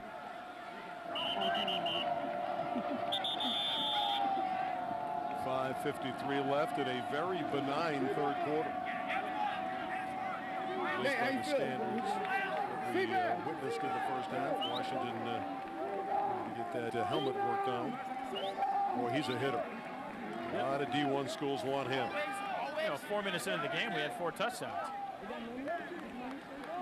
Oh, they're tired from running up and down the field.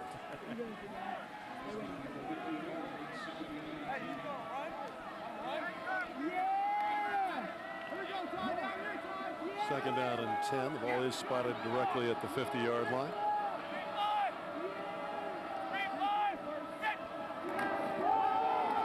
Thompson has 5, still going. Give him 8. Underneath the pile once again is L.J. Wilkerson, an outstanding junior linebacker. It's Thompson having a big game, closing in on 150 yards. Thompson looks like he's a little banged up, asking out of the game on this play. Yeah, he was not the starter until this week because Demetre Lewis has a tender ankle. Now Lewis is coming in to replace Thompson. Lewis has a touchdown tonight, but his primary role has been on defense as a linebacker. We have a timeout called for the moment. Yeah, Lewis isn't the kind of guy right now with that tender ankle that you can give the ball to a whole lot, but in short spurts, you can. 3rd down, 2.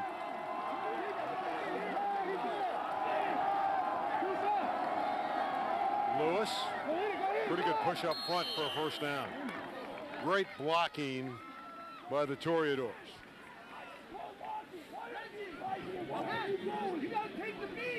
And I noticed 65 down there helping out. He was in on that play. Antoine Woods, they brought him in from defense. 65 gets some slaps as he goes off. When he's in there, he's a pretty formidable guy, even on offense where he played last year, and he got it done. They ran right behind Woods. You really want to be staring down the barrel of that guy and then have to go get the ball carrier? 4:45 left in the 3rd quarter. Play fake by Berkovici. Boy, he had open receivers all over the field and selected Michael Thomas. Nice drive here, Jake. This has been impressive by the Toreadors, and they've eaten some clock. Well, they're certainly shortening the game, and let's see if they can close.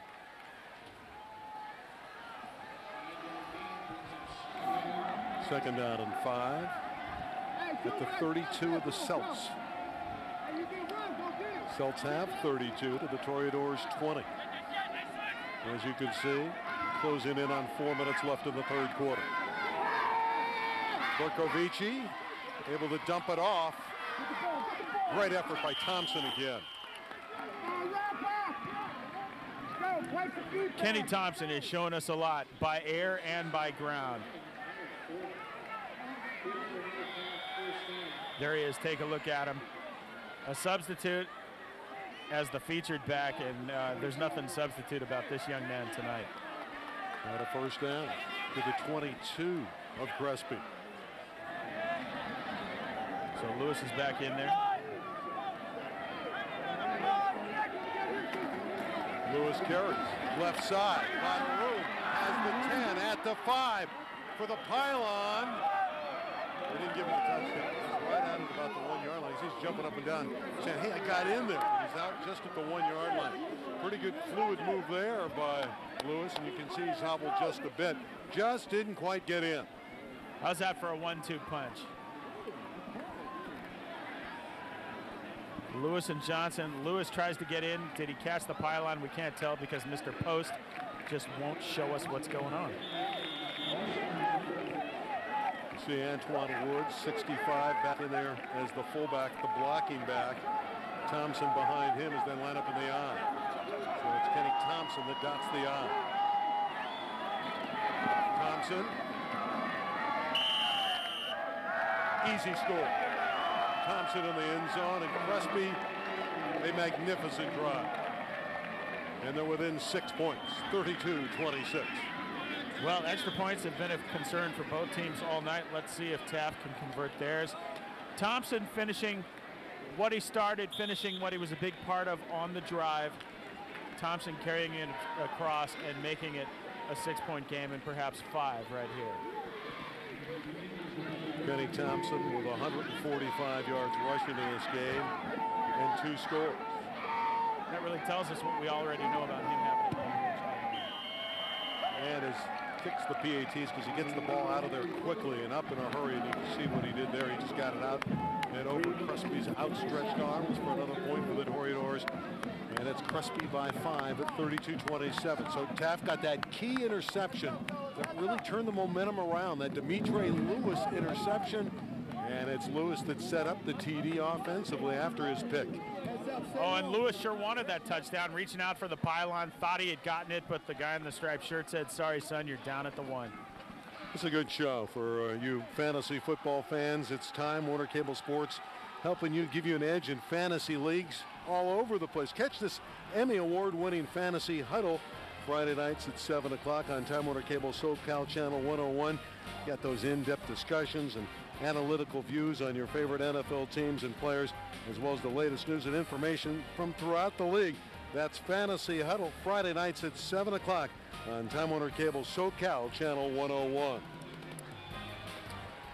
My last fantasy team was named Mr. Coffee because I know you wanted to know that.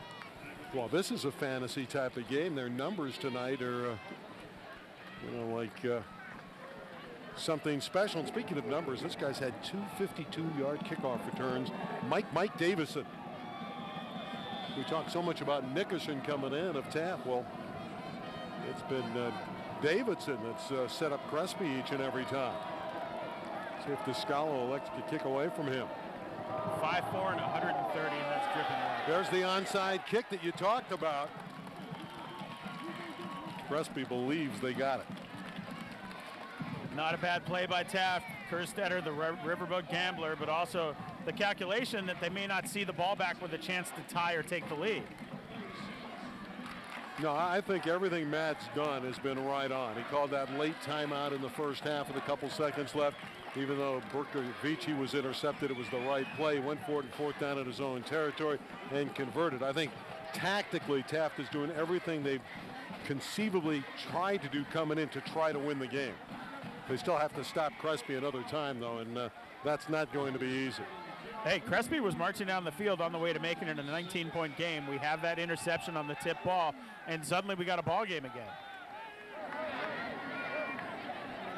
Slot right formation for the Celts.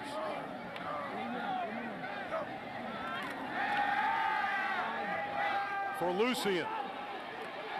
Jump ball. You know who came down with it. It's Devin Lucien. Jalen Hampton was there, but Lucien's just too big too good. He's special. He's flat out special. It's coming back. There's laundry on the field. Beautiful play. Look at that catch, though, by Lucian. Hampton can't defend him any better than that. Roughing the passer. Defense. Half the distance, tacked on to the end of the run. That'll be half First the down. distance for roughing the passer there. All right, so it's not coming back. That just adds to the play. Crespi. Half the distance. Point We're at blank the range. 21. So we're going to go to the 10.5.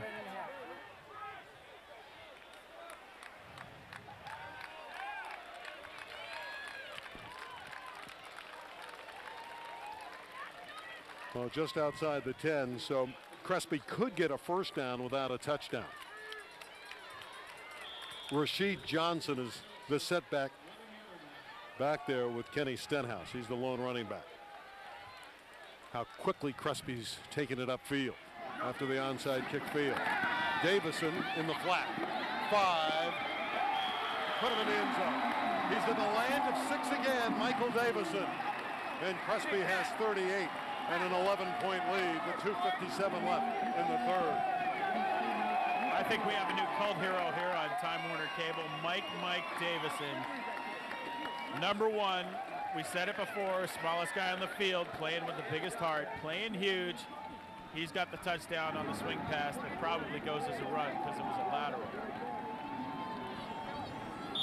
We might see him on Dancing with the Stars. He's got some pretty good moves.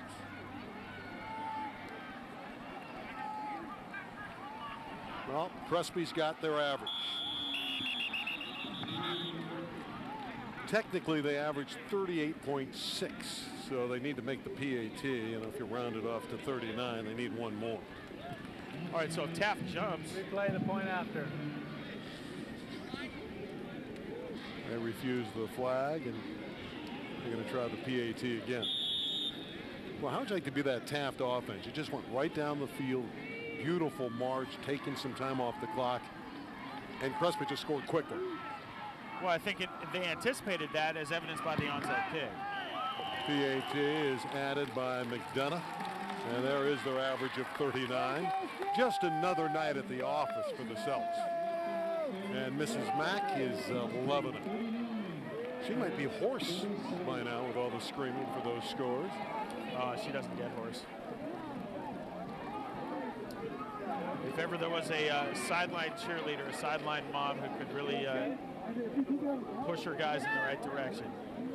Lost in all this, Jake, is the fact that Crespi's on the verge of getting their 5th straight win. And, you know, John Mack came in here, and you know, they haven't been in the playoffs in a couple of years. They went to the finals 3 years ago in Division I. You have to go back to '86 when Bill Riddell had the legendary team here with the great Russell White, who rushed for almost 6,000 yards in his career. So John Mack's got him on the right track. Now, I don't know that they're going to get to any finals this year, but he's got them where they're playing good football and they can get on the field with anyone right now.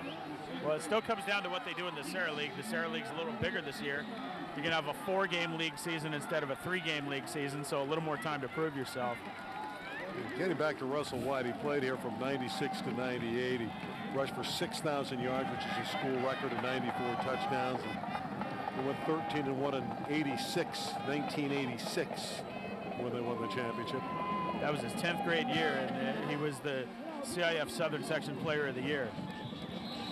And Crespi is still the only Valley school, the only San Fernando Valley school to win a Southern Section Division I or its equivalent championship, to win the Southern Section title at its highest level from the San Fernando Valley. And Taft has a big school city championship. They won with Troy Starr a few years ago, and on that staff was a very young Matt Kerstetter. He's still pretty young. He's only 33 years of age, but Taft has a big city schools title, and Crespi won theirs in '86. And it's going to be that time again for Taft to try to rally back, down by a dozen. And John Mack, I don't know that he's comfortable on the sideline tonight, not in this kind of track meet. And it is a track meet. Crespi with 6 touchdowns, Taft with 4. That's really what it boils down to with some missed extra points. We'll see if Taft can get their 5th touchdown on this drive. And it is touchdowns. It's not a field goal kind of game. Lewis, Demetre Lewis. He's a good-looking junior running back. It's an impressive 1-2 punch, Lewis and Thompson. Lewis surely can't take all the carries, but lightens Thompson's load just a little bit. I think the greatest concern in the big picture for Taft is we know they can score, and we know they're going to do well in the West Valley, but if they're going to do damage in the city playoffs, they need to fix that defense. They're not going to defeat Crenshaw and Dorsey and those teams when all the bacon's on the line. As Stenhouse has a first down to the 47-yard line. But there's no question that offensively Taft is as good as anybody. It's their defense that needs to be fixed. So the Stenhouse family is clearly split in their loyalties on this game. So we had the Bowden Bowl, right? This is the Stenhouse Bowl. Well, that's the most obvious connection. These young men, again, grown up together. They've gone to the same elementary and junior high schools and football camps and have seen each other around. They've been texting, they've been emailing, they've been Skyping. They know each other, and this game matters to them a lot in this neighborhood. Lewis can't bounce outside. Shanks with a wonderful tackle. Johnny Shanks, and he's the only player that on normal nights starts on both sides of the line of scrimmage, this linebacker. And he's not big either, and he's a tough kid, even though he's very small in stature. He did have a rushing touchdown earlier. Shanks is only 150 pounds. Or his brother Austin is a great player. I mentioned earlier he's playing at Northern Arizona. Second down and 11. Berkovici gets away from Ussery. Beautiful pass to Miles Johnson out of the 31-yard line. And that was done by the pocket presence and maneuverability of number 3. Watch him get out of harm's way, getting away from Ussery right there. Oh, and Ussery was going after the ball, and he hung onto the ball and then dropped a beautiful little pass right where it needed to be.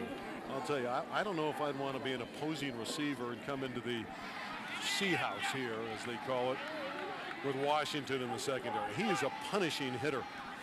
You're going to get hit once you make the grab in that secondary. Number 8's going to be around the ball. Well, Taft is on the march again. That's Thompson back in, number 22. Now he's got some fresh legs, down to just over a minute to play in the third quarter. Taft playing catch-up. Not that you want to look too far ahead, but again, they punch in a touchdown. Now they're not surprising anybody if they put an onside kick on. Second down and 7.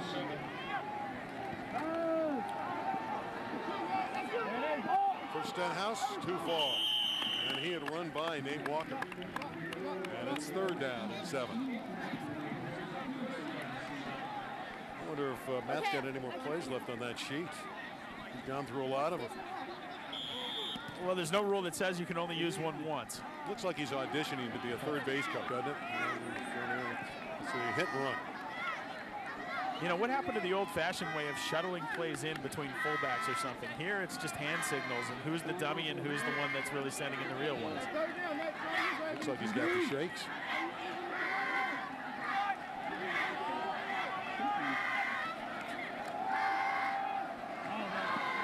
Open target, Thompson.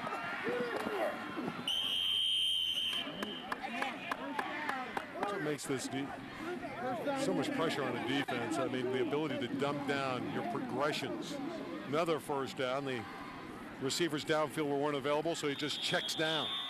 Right, and you notice that he didn't look at that receiver the whole time. He did spray the whole field with his eyes before he settled on his third or fourth choice. Final 20 seconds of the third quarter. Jonathan Major. That's likely the last play. That will finish off the third quarter unless Berkovici gets it to the line of scrimmage in a hurry. And with him, you just don't know because they have that quick offense. But he's looking to the sideline, and that will wrap up The third quarter, a very entertaining one, and after 3, it's Crespi 39 and a driving Taft Toreadors 27. Back for the final 12 minutes after this.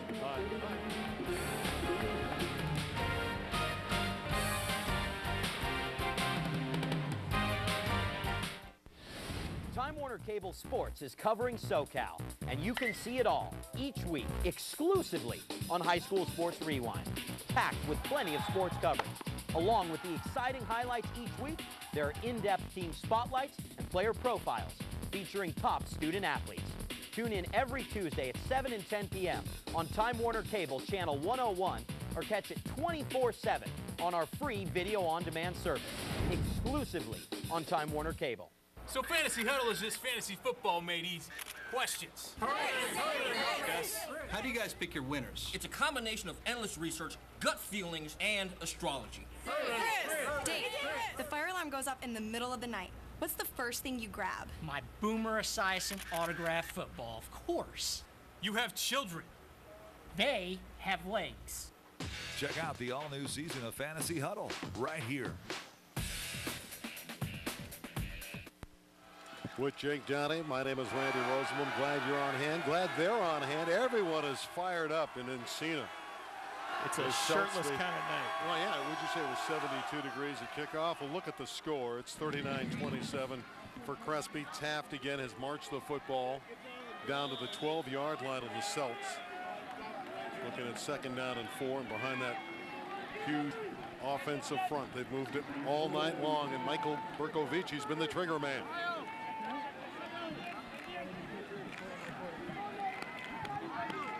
Trips to his left.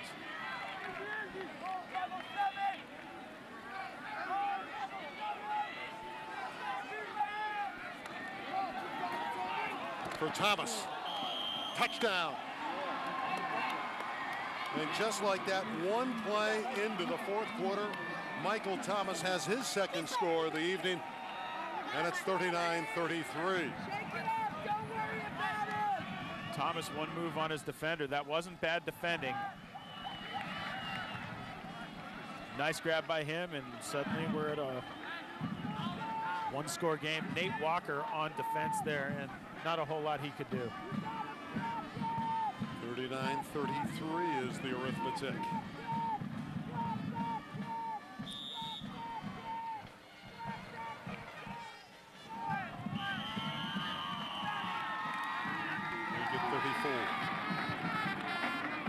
Well, we have a whole quarter to go, and if you're Crespi, you're not thinking about like rounding out 1st down. You're thinking about scoring. That's what it's all about tonight between these two teams. Well, I've always said the best way to run out the clock is to score. But there is something to be said for running out the clock. Sure. And again, I go back to what Jerry Gittleson said. What, 75 was the over and under. You know, he was kidding around, I guess, in the Daily News. They're up to, what, 73? Certainly tune in to Time Warner Cable's High School Sports Rewind for the most in-depth coverage of high school sports in Southern California. Host Danny Page has extensive game highlights, scores, and profiles of outstanding student athletes and sports programs in the Southland. That's High School Sports Rewind Tuesday nights at 7 and again at 10:30 p.m. on Time Warner Cable SoCal Channel 101. That show's a lot of fun to watch, and I gather from the crew that puts it together, some of whom work on our broadcast here, they have a lot of fun being part of that as well. They do. And they do a great job of covering all the sports in the prep world. You know, right now it's girls volleyball season, and there's a lot of terrific girls volleyball going on, and all the highlights from all the sports on Danny's show. Don't forget boys water polo. Sorry, my oversight. Well, here's Jordan Descala wanting to kick off again, but that little water bug is waiting. Number 1, Mike Davison. If the ball gets to him, let's see if there's an onside. He is twice as good. I can see how he got that Mike label. Yeah, short kick. Covered nicely. That's a smart play by the man up front for Crespi, Chris Lohman, reserve wide receiver and defensive back. And the Celts will start from their 35-yard line as Lohman will get the hero's welcome as he comes to the sideline. There's a flag. Foul. White, 15 yards, 1st down. That's hurt Taft. That's about the third or fourth time tonight they've had a penalty of that ilk. And you know, Crespi doesn't need a short field, but they'll take it if you want to give it to him. With Lucien, it doesn't really matter where scrimmage is, just get him the ball. Well, they'll start from the midfield stripe.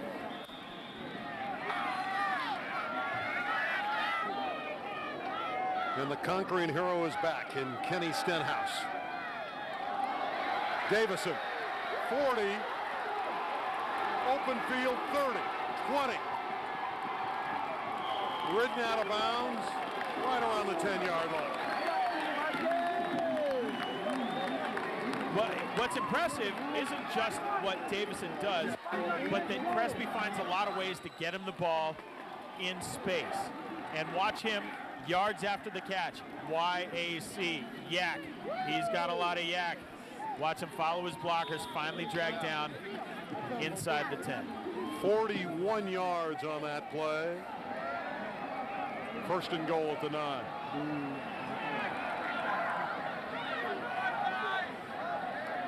18 seconds into the fourth quarter.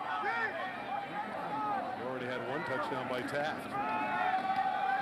Johnson runs into Antoine Wood. Case closed. You know, they talk about Woods, the coaching staff. They want 3 big plays a quarter from him, and he got a big play right there. And he faces double and triple team coverage all the time. Yeah, fighting other big guys off and getting to the ball carrier is not an easy task. Now 65 draws a crowd. Back out near the 11-yard line. It's second down and goal. Celts by 5, as you can see, at 39-34.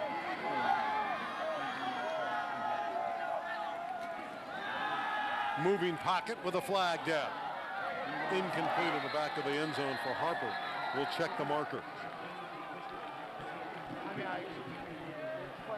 Some extracurriculars among the linemen.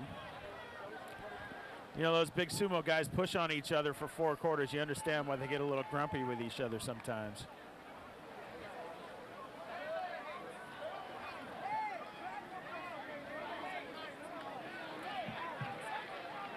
Holding, ground, 10-yard penalty, replay, second down.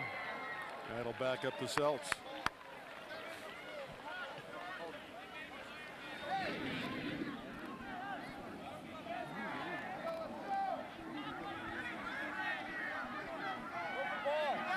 Well, if you're Taft, probably want to try to force him into a field goal attempt. That would be the philosophy here. Certainly you want a takeaway. But after the penalty, it's a goal-to-go situation. And the ball's going to be spotted out across the 20 out to the 22-yard line. So if ever you could make a stop, one would think it would be right here. But again, Crespi is dynamic offensively. Yeah, and you got Lucien and you got Stenhouse willing to hang up a jump ball to him. Lucien is to the near side. That's where he's deployed. The other side is where they're throwing it for Harper. Incomplete. Working against Jalen Hampton. Number 11's been busy in the secondary for Taft.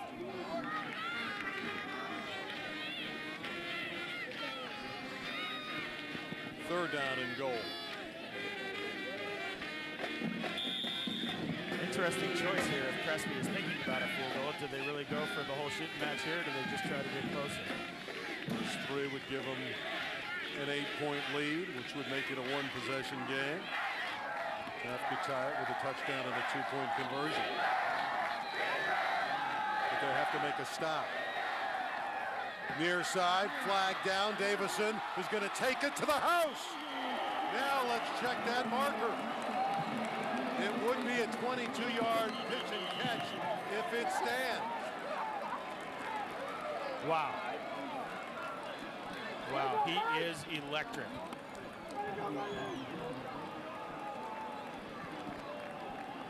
This was really a broken play, and watch Stenhouse get it away, and then Mike Davison make magic happen after the catch. Holding, White, the touchdown's good. The penalty will be enforced on the ensuing kickoff. Wow. Wow for Mike Davison. We got to get his 40 time. He is unbelievable in space, and it's 45-34. So Taft could not get that stop on 3rd and goal at the 22-yard line. McDonough with another one. Your new score is 46-34. Receiving, Mike Davison has 100 yards.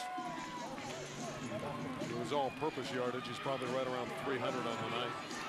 Well, and he's found the end zone by air and by ground. Even on the one that's by ground was really just a backwards pass. Well, Kenny Stenhouse threw for 494 yards against Vista Murrieta last week. A school record. He broke his own record, which he set earlier in the year against a very good Clovis West team when he threw for better than 420. Michael Bercovici threw for 460 and a school record against Notre Dame for Taft. And these teams have not disappointed. Our over and under was 75. We have 80 up on the board. And a complete shootout that has been fun in Encino in this battle in the West San Fernando Valley. And we are glad, thrilled that our viewers on Time Warner Cable throughout SoCal have been able to look in on this one. But don't go wandering off. I mean, we've had a couple touchdowns here. We only played a minute and 20 of the 4th quarter. You know, we've had touchdowns upon touchdowns when people have been off having 3-minute comfort breaks.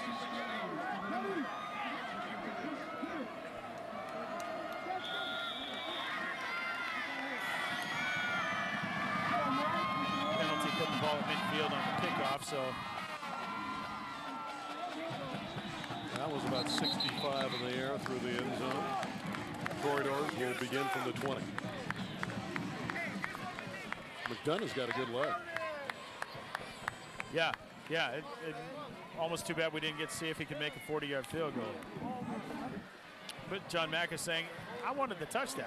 Well, John Mack's team is going to get tested next week. They have to go to Bishop Amat, who's undefeated and 5-0. I saw Amat a couple weeks ago, and they absolutely steamrolled Cathedral. Amat is the real deal by air and by ground. They have some weapons. Yeah, got a great quarterback in Rio Ruiz. By the way, we did check on the total yardage for Michael Davison. It's 234 yards in total real estate. Bercovici back to work.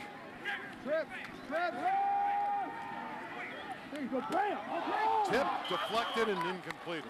Intended for Jonathan Major, and Shanks nearly picked it off.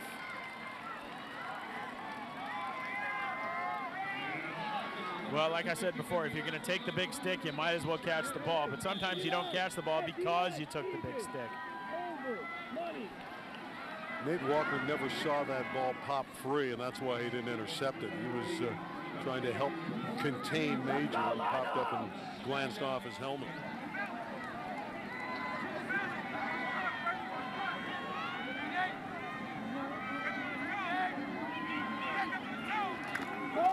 Draw. Thompson, Wilkerson diagnosed it beautifully. Number 28 sniffed that one out. L.J. Wilkerson, he's been outstanding as he always is for the Celts defensively. And it's 3rd down and 10. There's Wilkerson, just a solid player all over the field. Very intelligent player.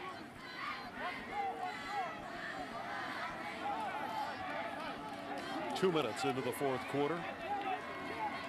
Taft needs a conversion. And they have it. Miles Johnson out to the 37-yard line. A dart from Michael Bercovici. Every time you think Taft is down to, its last card, Bercovici pulls a rabbit out of the hat, gets a fresh set of 4. Let's take a look at it here. That strong right arm, he can get it into anywhere. And it took 3 Celts defenders to bring him down. And that fleet of receivers nice to have on hand for Berkovici. It was public enemy number one in these parts, the way he rings it up and down the field. Deep ball for Thomas. A near miss on that far sideline. Thomas was in double coverage and took a big stick after not grabbing the ball. That's not the way you want it. Tyler Foreman, number 11. That impressive sophomore. And again, John Mack has talked so highly about his sophomore class here at Crespi. What do you think of Berkovici? What's your thoughts on him? I love him. He gets the ball out so quickly. Unflappable. Makes plays happen with his feet and with his arm. Buys himself some extra time in the pocket. Feels the rush coming from his blind side if anyone can have eyes in the back of their head. You just got to have that ticker and know that, as I keep saying, the freight train is coming. Screen, left side. Thomas stretching for an extra yard or two. In the grasp of L.J. Wilkerson again. It's also a lot harder to be a quarterback if you're passing on every down and you're looking over to the sidelines and getting the play waved in from your assistant coach. If you're the quarterback of a balanced attack, you're handing off half the time. You're not putting your body at risk. But Taft is passing, what, about 60-65% of the time. Again, it's a good Taft team. They're number 10 in the Daily News poll. Crespi's number 4 in the Valley.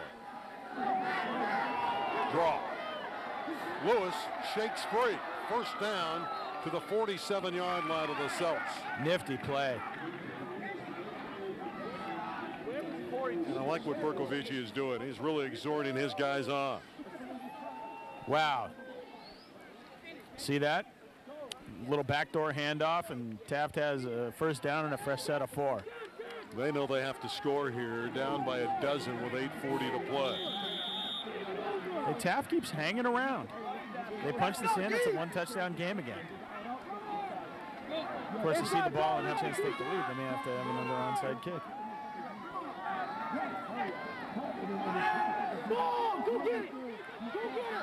Miles Johnson hit hard out of bounds. That sideline by Cecil, number 6. Miles Johnson, again, another player, runs very nice patterns. Right at the 40-yard line. Gain of 7. What is that, sir? Goes Cecil, very intelligent player in that secondary, versatile. Another guy that covers a lot of ground. Second down and 3.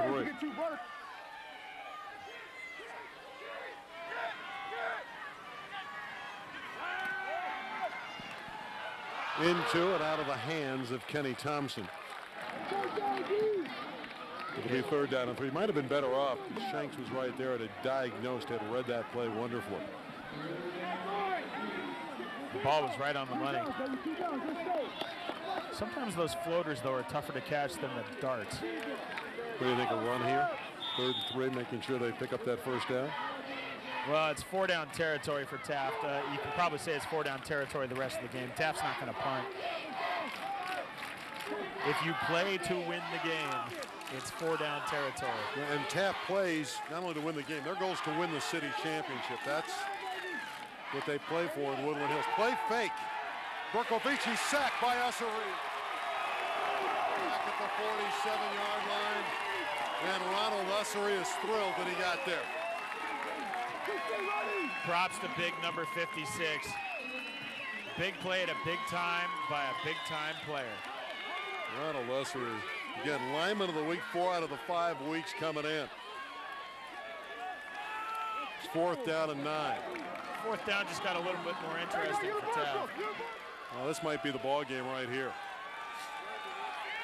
This just might be everything on the line for the Toreadors. And if they don't get on their giddy up, they're going to have a play clock penalty. 4th down, 9. They need to convert. They're down by a dozen. The visiting Toreadors on the ropes. Thomas got it. First down to the 30. Catching it around Nate Walker. And Michael Thomas being saluted on that sideline. Every time we think this game is just about out of reach, Michael Berkovici gives the game life. Another 4th down conversion with a laser of a pass.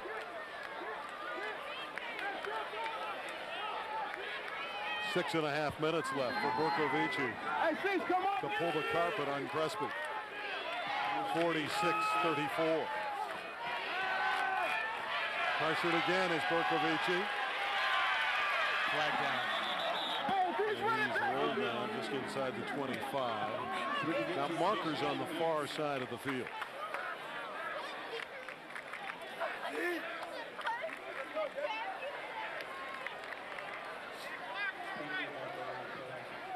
Now Crespi's had some alarming scores this year that they've won by high-scoring games. 45-31 last week against Vista Murrieta. Defense, 10-yard penalty, 1st down. Beat Clovis West here 34-33. Put 51 up on the board against L.A. Jordan. 52 against Chula Vista. That was a long bus ride. Southernmost San Diego County.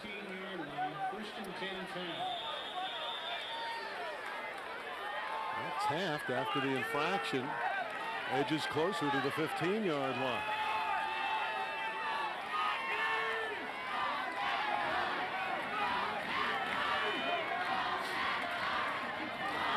Berkovici checking that sideline for the play.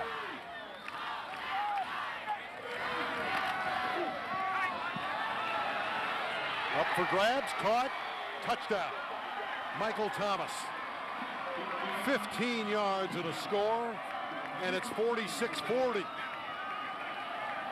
That's a great timing play.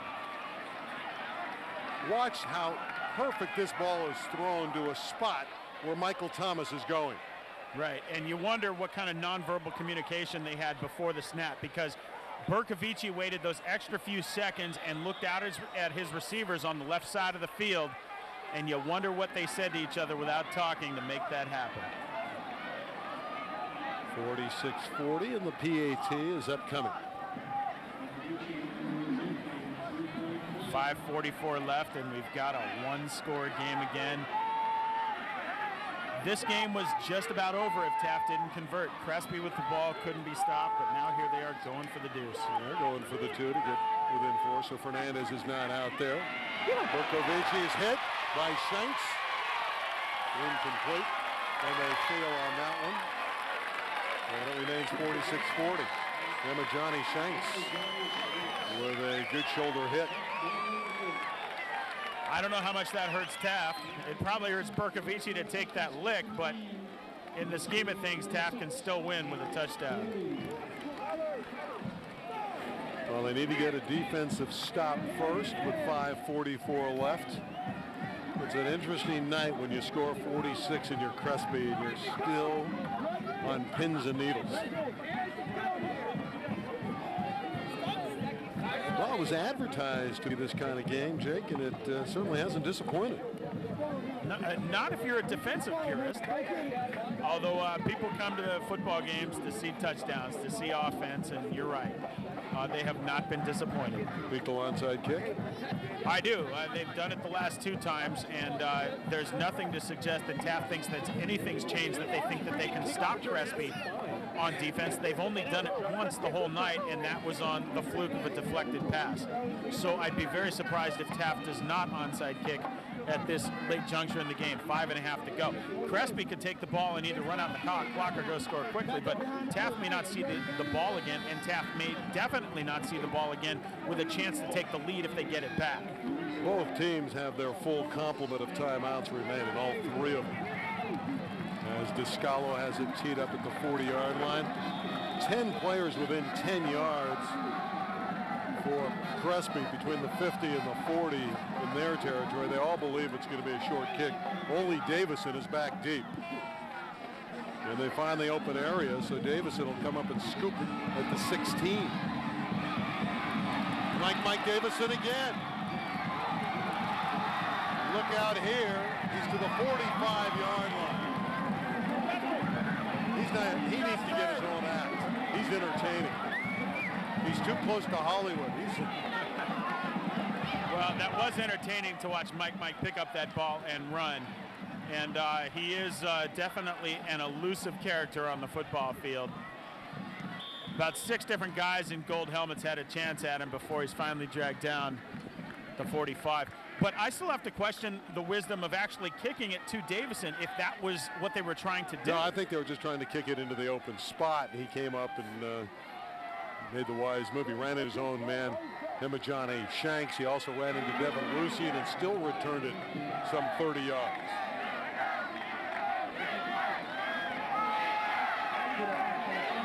Williams, 50, 45, out of bounds with a first down.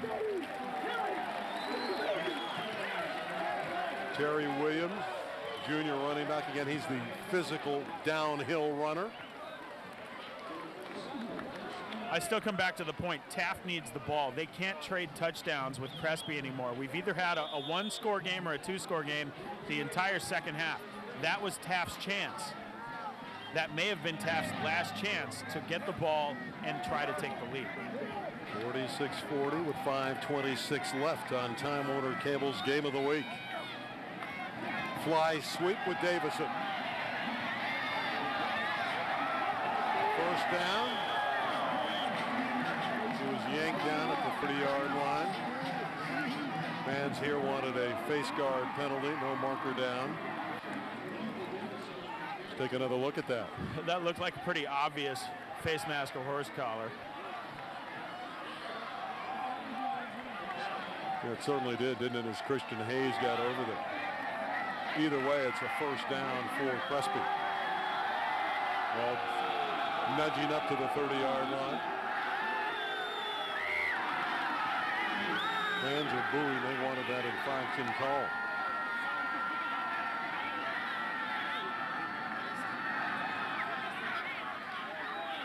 Davison is down. Hopefully he'll be okay. He's been so special tonight. Well, he did come up a little gimpy, not necessarily from any upper body injury in the way he was tackled, but something looked like it had happened on his leg when he got up. It was actually Demetre Lewis who got him up high and Christian Hayes down low. Boy, you can't have enough hay in the barn in a game like this, can you? Are we we're running out of catchphrases, aren't we? Well, we got a few of them written down. I sure am. This has been entertaining. 46-40 with 5.5 to go. There's basketball games with less scoring. Time Warner Cable has expanded its local sports programming lineup this fall with the addition of Prep Sports Night Live on Time Warner Cable SoCal Channel 101. The 2-hour live call-in show provides extensive coverage of local prep sports action throughout SoCal, including live game reports, highlights, post-game interviews, and very special in-studio guests. So tune in and voice your opinions on the hottest sports topics every week on Prep Sports Night Live. I love that program. You going to check in after the game? Well, yeah, I'll get home. We will talk with Rich Estrella and the good group over there. We'll step out and have more from Encino, where Crespi leads 46-40, 5:16 left, right after this brief timeout.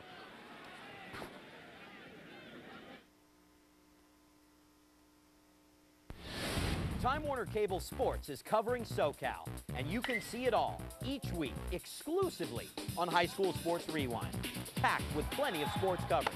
Along with the exciting highlights each week, there are in-depth team spotlights and player profiles featuring top student athletes. Tune in every Tuesday at 7 and 10 p.m. on Time Warner Cable Channel 101 or catch it 24/7 on our free video on-demand service, exclusively on Time Warner Cable. Well, they're saluting their conquering hero, Michael Davison, as he limps off. Nearly 300 yards of total offense tonight. He's been brilliant. He has spearheaded Crespi's 46-40 lead along with Stenhouse and Lucian.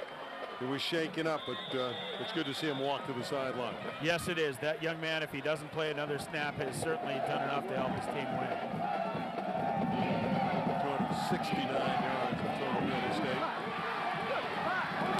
Wilson in the secondary down near the 15-yard line, and Taft just struggling mightily defensively against this potent offense of the Celts.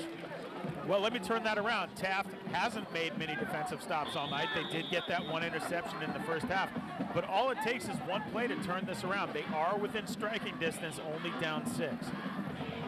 Well, Pepe Villaseñor, the offensive coordinator of Crespi's, got to be thrilled the way his team has executed. They did have that one deflection and the interception by Demetre Lewis, but other than that, they're nearly pitching a perfect game. Absolutely. First down at the 15-yard line. A touchdown would probably ice the game.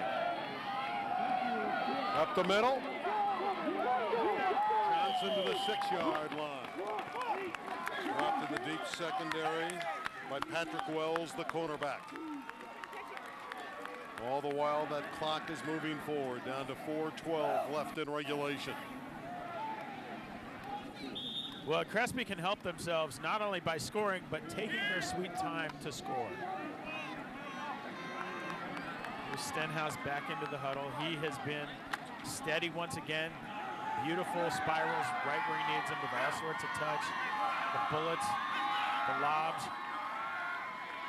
Second down and 1 for the first down, and Stenhouse, the quarterback keeper. Stenhouse, a very coachable young lad as a senior, had to wait his time around here. Played behind Brian Bennett for a couple of years. He's now at Oregon. Everyone knows about Kevin Prince, who played here a few years ago, now the starting signal caller at UCLA. Kenny Stenhouse doesn't take a back seat to anyone. He's pretty good. No, he's been impressive. Watched him last week against Vista Murrieta. All he did was throw for 5 scores and nearly 500 yards, set a school record. And tonight, more of the same. Touchdown passes, lots of yards, moving his team up and down the field flawlessly. Only one slight blemish on that tip ball that turned into a pick. Lucian, fly sweep. Tries to reverse his field, and the Toreadors are waiting for him. Trying to steal that football away.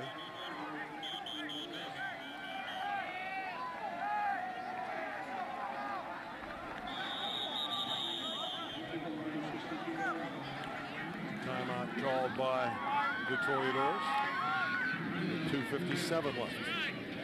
Actually, you know, we're seeing maybe what was a risky call by Taft to not kick that extra point to make it 46-41, because if Crespi punches in a field goal here, they're up 9, 2 scores.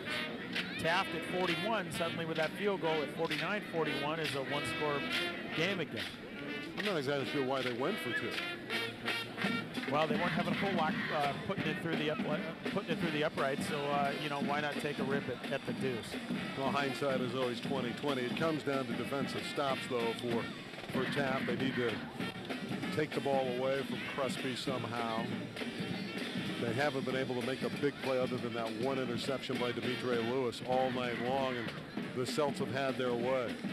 And again, if Crespi takes it in here, the game's over. And for Matt Kerstetter, he still has to go back, make that 3.95-mile jaunt back to Woodland Hills and find a solution to that leaky defense. You know, Crespi's got a great offense, but Taft has struggled defensively against everybody. And I know they're playing good competition, but they got to get better defensively if they want to win a championship this year in the city. They may not be tested by a solid offense until the playoffs. That's true.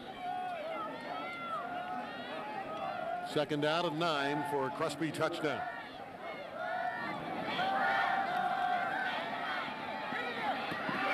Great throw by Stenhouse. Another score. C.J. Harper got his mitts on this one. And Crespi's up to 52. Well, good for Harper. We've called his name a few times, but never as scoring a touchdown. Stenhouse spreading the wealth between Mike, Harper, and Lucian as well. Nice grab, and it's a 12-point game.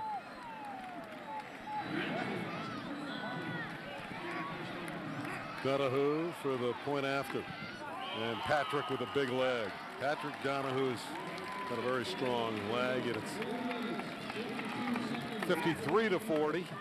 Well, if anything, they're probably better off, Taft, that they let them score. Now they got to get a touchdown, an onside kick, and another score to somehow pull out the game.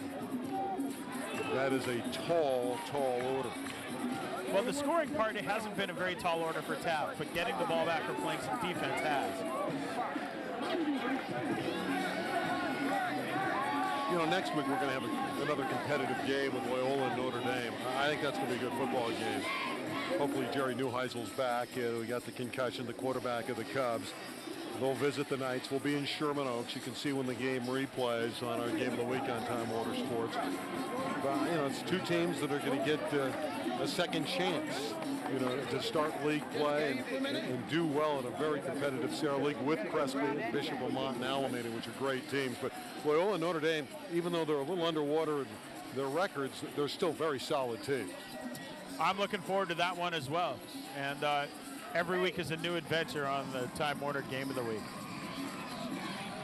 It won't be 53-40, but it will be close. Well, we sure like shootouts more than blowouts, and this has been one great shootout.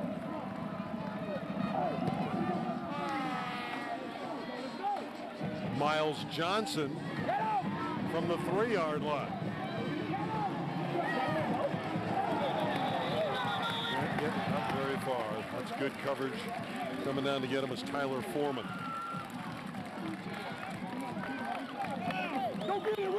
Well, you know, Berkovici's going to air it out on the final 2:45, but he needs big plays. And then a little luck. Can't fault their offense. Now, you put 40 on the board, you're supposed to win. With big number 71 and 77 bookending that offensive line, you should be able to move the pile, and they have been. Well, Brandon Mitchell, 77, 6'2", 340. Pierce Slater, 6'7", 335, number 71. And they've done well. I mean, this offense has really had a great game. Thompson is upended at the 21-yard line. Shanks delivered the blow. 2.5 minutes left. There's Shanks, undersized but very determined. Well, let's see what Berkovici has in his bag of tricks. He's got to score and score quickly and then get the ball back. He's certainly done his part. Yeah, they're going to be the heavy favorite, Taft, in the West Valley. Throw over the middle for Stenhouse. It was a blue dart that went just through his hands. That's one I think that he is thinking about, that he probably thinks he should have been able to latch onto. Yeah, and we've talked about yards after catch. He had a few of those if he held onto the ball.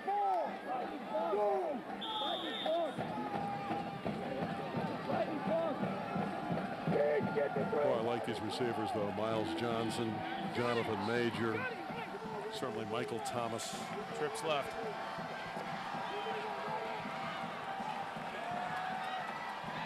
For Stenhouse again, too tall, and it's 4th down. Got to go for it.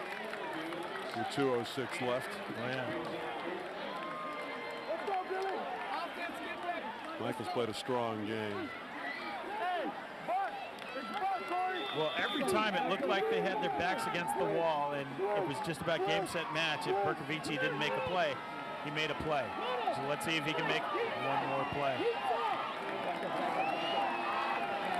They need 6 yards to get first down.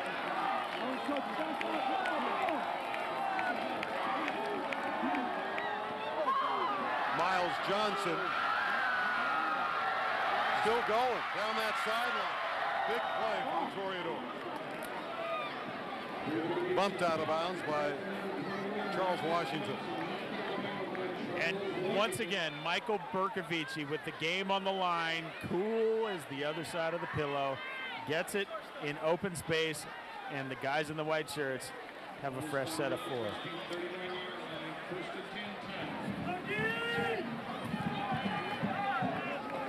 They'll run it. Thompson weaving for about 6 or 7. Minute 45 left. Clock running. Taft needs to score quickly.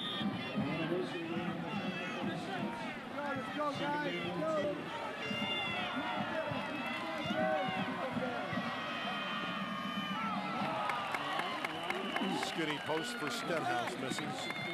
It's 3rd and 2.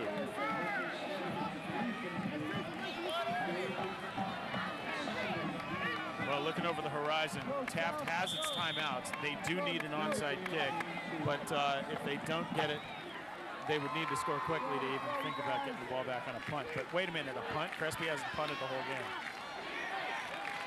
It's true. Crespi has not punted in this game tonight.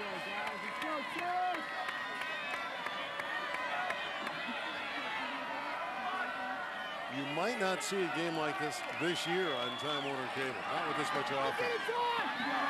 Miles Johnson, open sideline. Touchdown. Miles Johnson got in. We have a game again, ladies and gentlemen, boys and girls. The shootout continues. Right down the sideline. Nice Todats for 21, who goes 32 for the score. Let's take another look at this marvelous TD hookup. Simple flat pass, and it turns into 6. Watch Miles Johnson make some magic happen after the catch, and the game still lives. Berkovici once again pulls a rabbit out of the hat. The all-important extra point here now. Fernandez. He's got it. 6-point game. Exactly 100 on the board at 53-47. We're going to have to go extract some change from Mr. Gittleson. And Charles Washington, number 8, that's a football player there. He seems exhausted. Well, he should be. So the Taft sideline is energized, and Crespi's sideline, which was quite noisy a moment ago. Oh, it's a bit quiet over here. Unofficially, Michael Berkovici, 425 yards passing. I had 460, his record against Notre Dame. Well, he'll have a chance to add to that if the guys in the gold helmets can get the onside kick, which they sort of did last time, but this time they need to quite clearly. You know, these are two great basketball programs, and when people see the score in the papers tomorrow, they're going to think that Taft and Crespi had a preseason basketball game already. By the way, I think the two best prep basketball teams in the state are Taft and Long Beach Poly. And I think they'll at some point maybe hook up in the regionals, but that's for another discussion down the road. But Taft has a great athletic tradition, as does Crespi here in Encino. Crespi and Long Beach Poly played for the Southern Section title about 3 years ago. We're going to wind up here. We're going to see this onside kick. It'll be Fernandez doing the honors, not Descalo. See which way they load up. We have 7 to the left of Fernandez right now. So it looks like they're going to kick it to his left. We'll see if the game lives on. Here's the onside kick. It's fielded. Looks like Harper got up on it. All those guys with good hands, and it was number 3, C.J. Harper, with 1:21 left. Now Taft has 2 timeouts left. So many times they can stop it. Harper just had a touchdown, and most importantly, he had glue on those fingertips, bringing that one in. I want to thank Mary Schiavone. This is as hard as we had a stat lady work in a long time on this one. Our entire Time Warner Cable staff hard at work giving you these fine pictures in the San Fernando Valley tonight. So does Crespi go victory formation and take a knee? Do they run a play? Do they even try to get a first down or just eat clock? Again, Taft can stop it a couple times.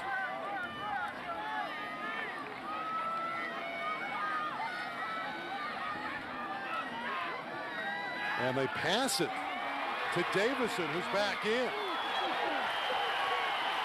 Now, the good news is he was ridden down hard by Miles Johnson. Remember, he was shaken up just a few minutes ago? I don't know how that wasn't a face mask right in front of the referee. Taft does take the timeout. It looked like the referee was telling Coach Mack that he grabbed him by the shoulder pad, but isn't that a horse collar?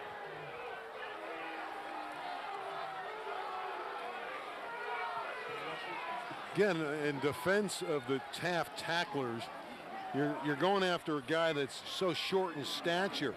You know, Miles Johnson came over there, but you're talking about a player in Davison who's only 5'4", so they're usually, you know, at a different level where they're tackling, and I think they're thrown off a little bit by that. But what do you think of that call? Kind of surprising going in the air, huh? Risky, you know, throwing a backwards pass.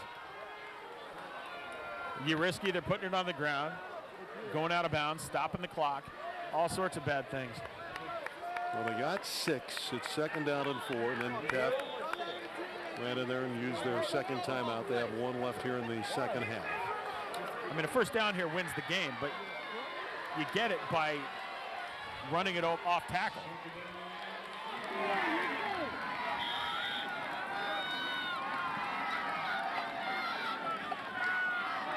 Line of scrimmage, the Taft 47-yard line. Same play to the other side to Lucien. There's your first down. Ball game. Kevin Lucien, he's tough to bring down. Shows you how much confidence, Jake, they have in their passing game.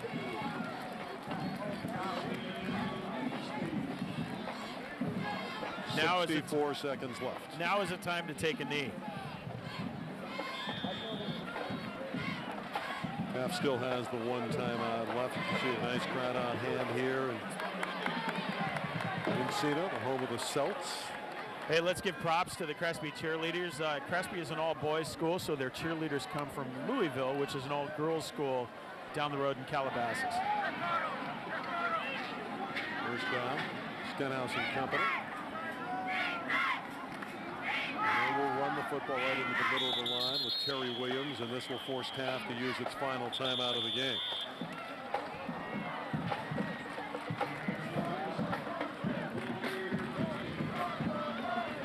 53-47, and enough highlights for all the shows we have on Time Warner Cable the last few weeks. So we're doing some math on Berkovich. He had 201 yards thrown in the first half and 224 in the second half, so you really can't fault him. But Stenhouse, Lucien, Davison, Harper and company for John Mack's club have answered. I mean, if you think about it this way, this is essentially an 8-7 game, 8 touchdowns to 7. The missed extra points kind of show why it's 53-47 instead of 56-49, and the camera's on us from somewhere. You can see where we are. We're high above the press box tonight. I love this location, actually. And just a glorious evening in SoCal. Glad that rain cleared out of here. Shirt sleeve weather. Maybe for you, I got a coat on. You're tougher than me. I have more natural insulation. Here's your victory formation that you've been waiting for. Now Taft has no way to stop the clock, and Stenhouse will just kneel down. Well, they hadn't played since '94. Taft won that game 7-3, and I'd like to see these teams get together for the next few years. Matt Kerstetter and John Mack are pretty good friends. They know each other from camps. Kerstetter really looks up to John Mack. I know they're in different bodies. One's in the city side, one's in the southern section. But these teams, so close, they should be playing. This should be a natural rivalry. Yeah, we don't want to just say that Kerstetter looks up to Mack because Mack is 6'5". It's also because there's great admiration there. That one will be the final play of the game. Stenhouse threw for 365. He wasn't shabby either. 5 in a row for number 5. They go to 5-1. Taft falls to 2-3. Crespi outscores Taft 53-47. We'll be back for our post-game show after this break.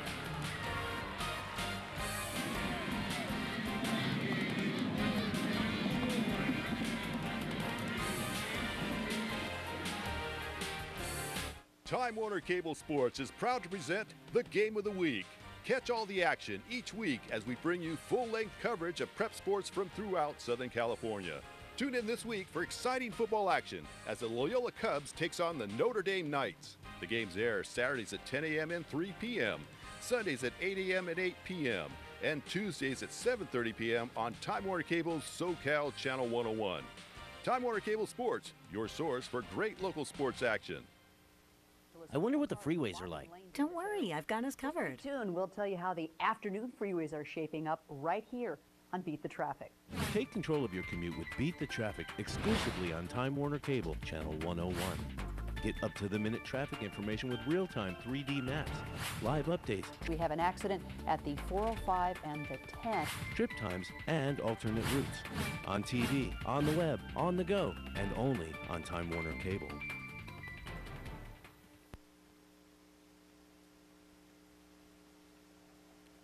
Welcome back to Crespi Carmelite High School in Encino, California. What a shootout between Crespi and Taft. An intersectional game that we were talking at the end really finished 8 touchdowns to 7.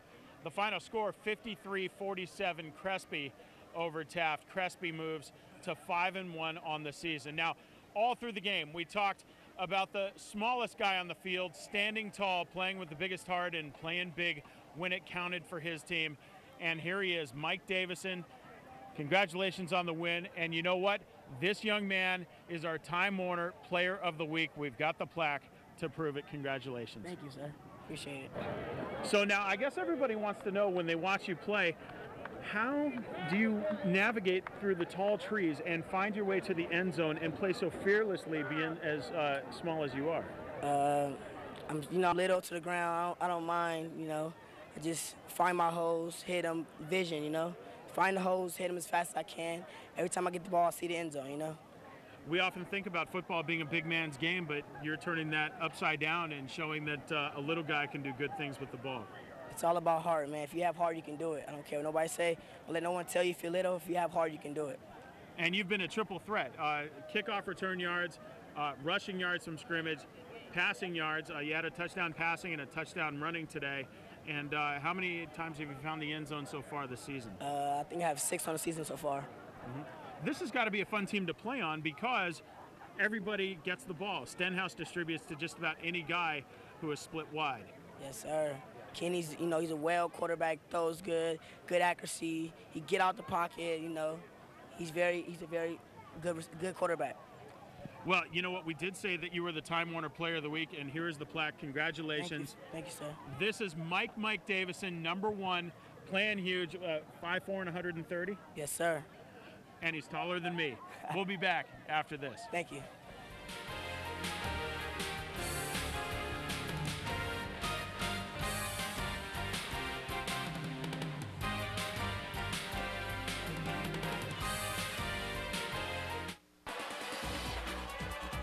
Hi, everybody. I'm Richard Stray, inviting you to join us each and every Friday night for Prep Sports Night Live. Each Friday night from 10:30 to 12:30, we will host the biggest post-game party in Southern California on Time Warner Cable's SoCal 101. The show will be packed with highlights, interviews, and you, the caller. That's Prep Sports Night Live, only on Time Warner Cable.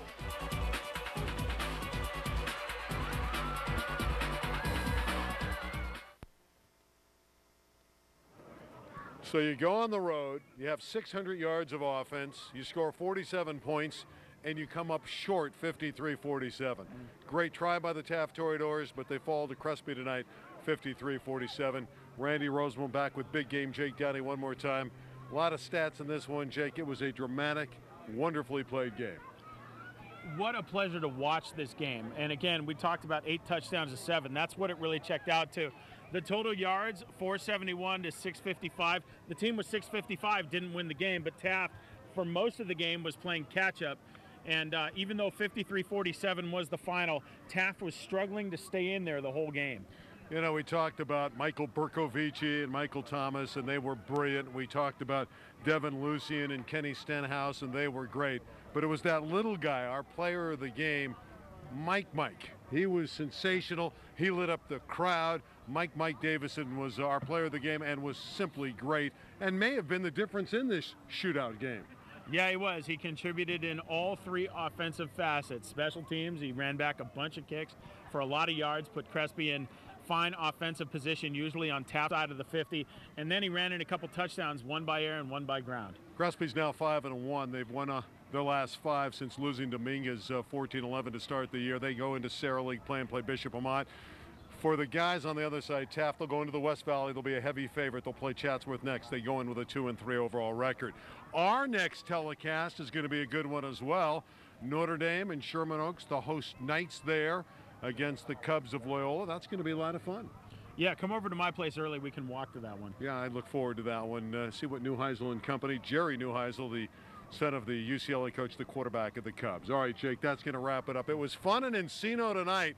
Remember, we have Loyola Notre Dame next week, but we'll remember this one for a long time. 53-47, Crespi over Taft. They are the best on Ventura Boulevard. We'll see you next time, everyone. Goodbye.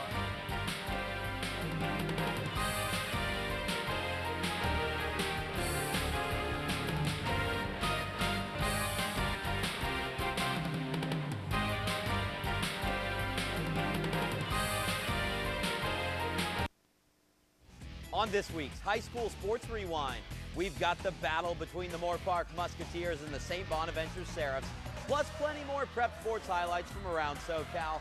High School Sports Rewind starts right now.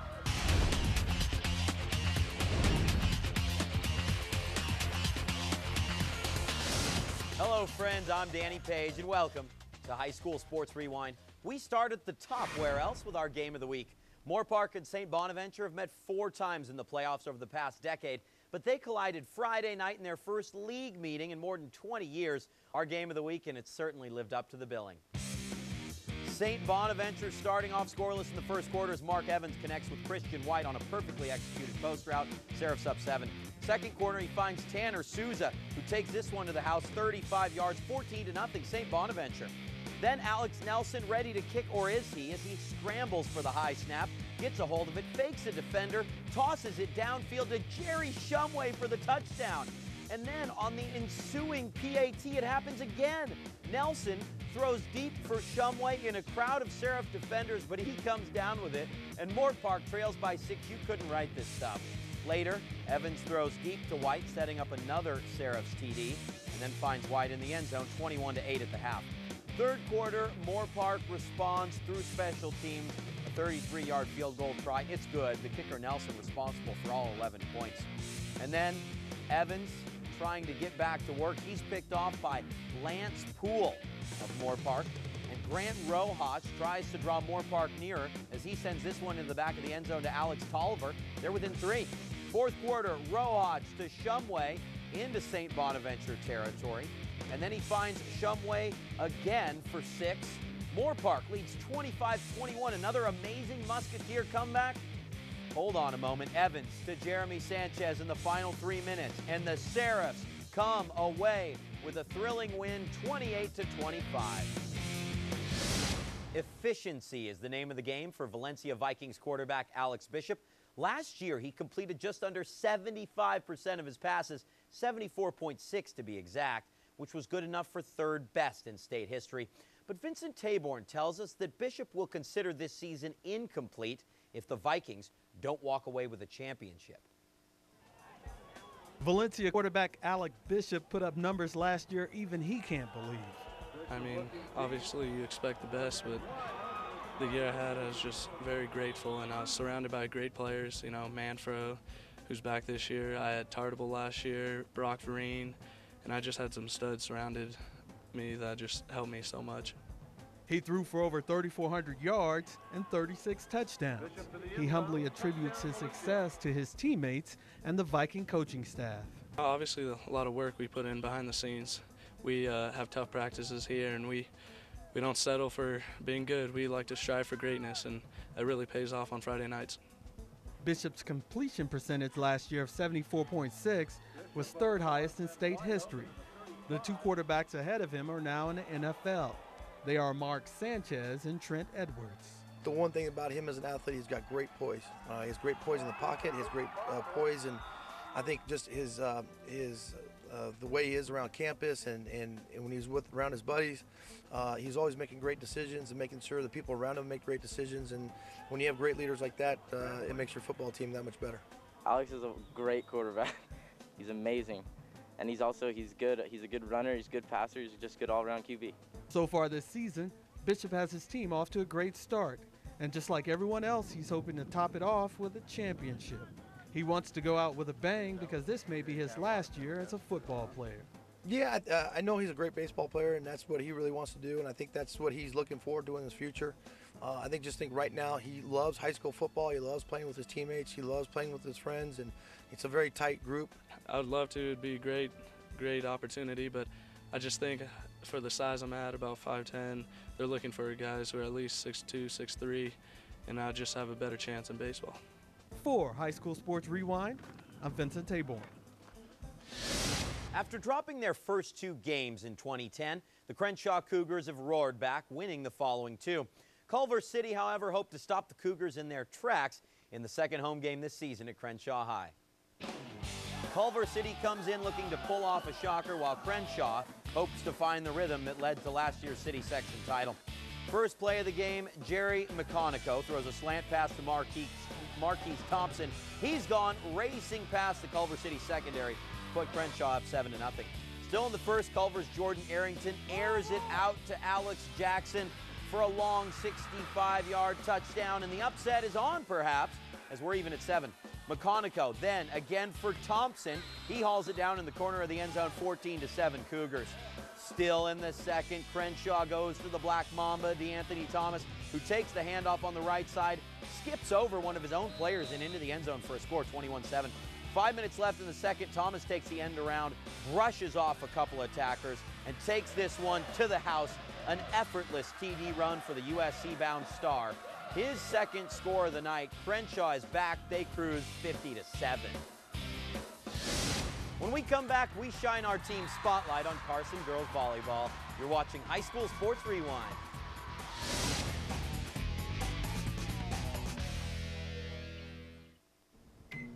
Patience is a virtue. Pop. A virtue that I don't possess. Pop. That's why I have Time Warner Cable. I hate waiting, and they give me the latest movies like this one the same day they're out on DVD.